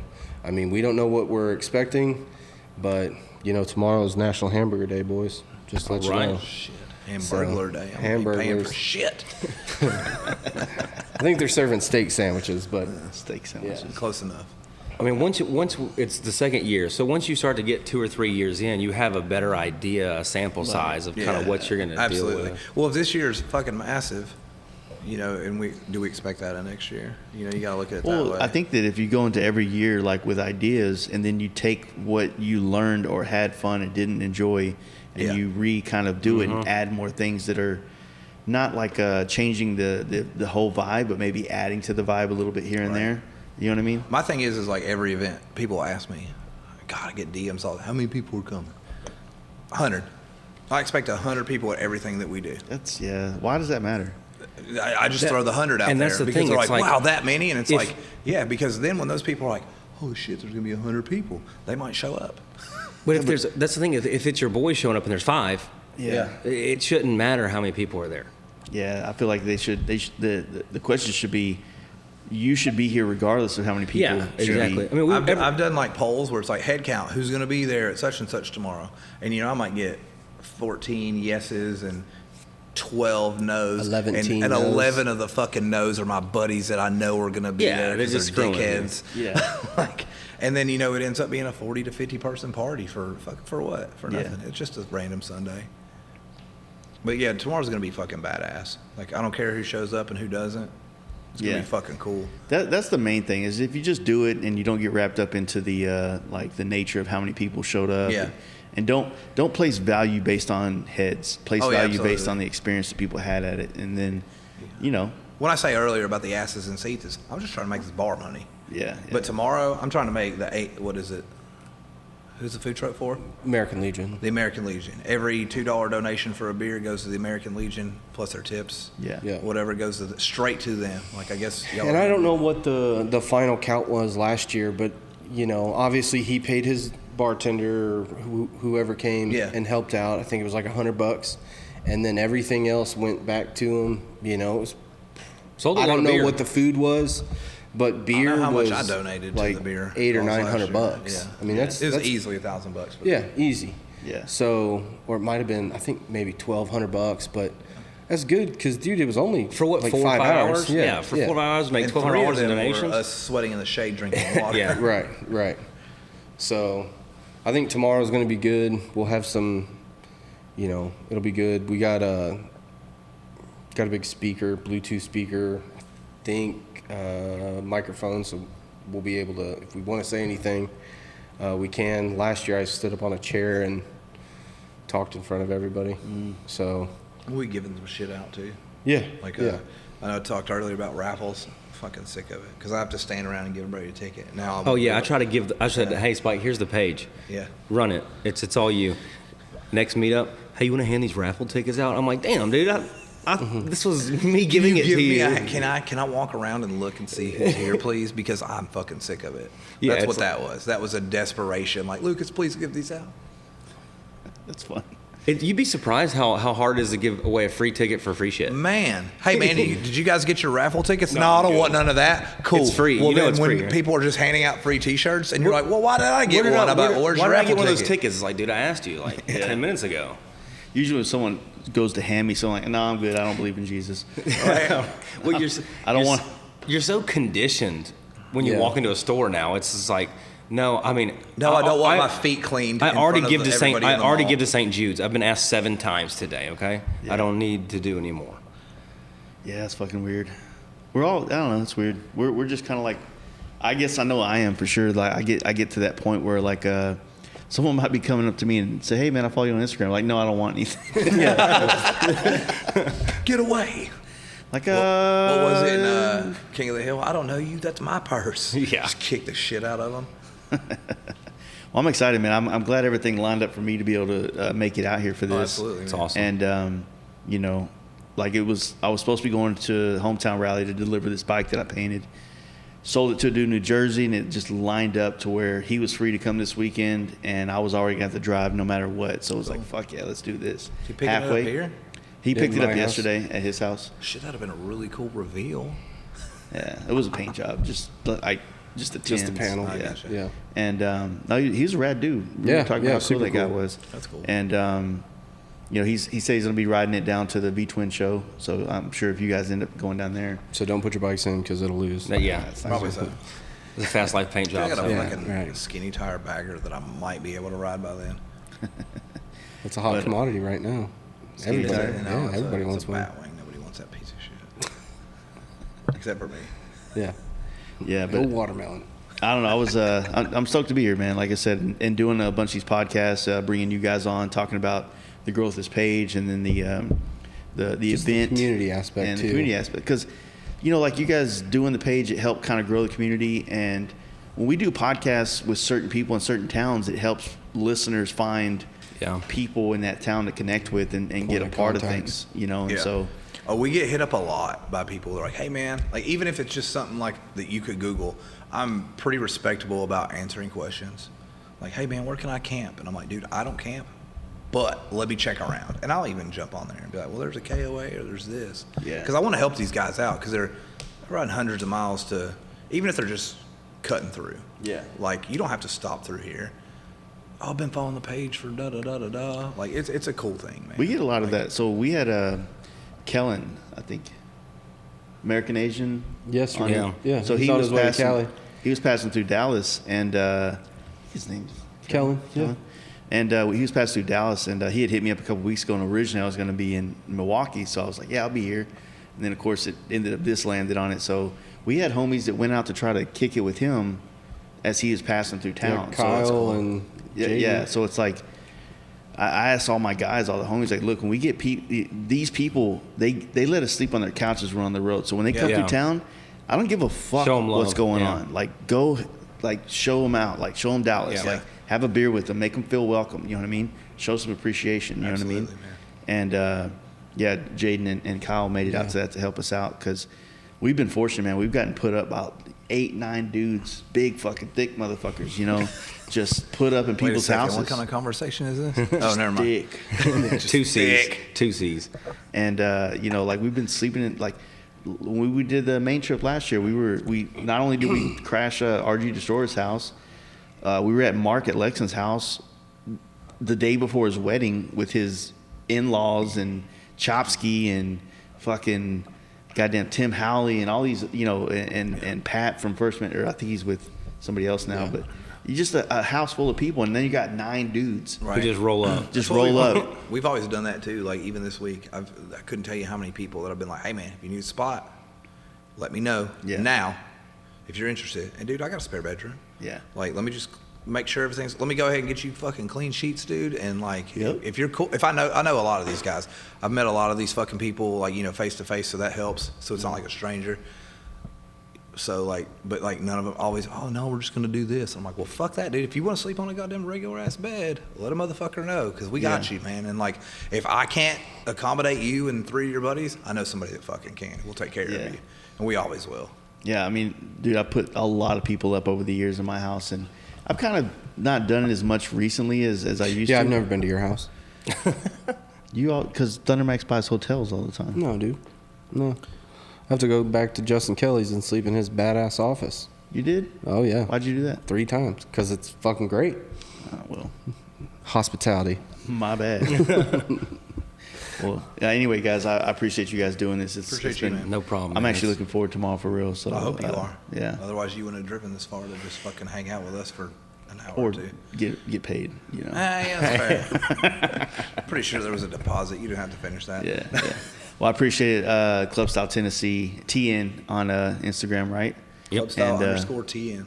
And yeah, go follow the page and you know, support these rad dudes and Thundermax. Thank you for letting us use the G-Raj last couple hours. It's been a long day, boys. 3 podcasts today. Yeah. I was only here for one, so Yeah. it wasn't that bad for me. Yeah. No chairs with cushions. All right, guys. I appreciate it. Jason. Thanks, man.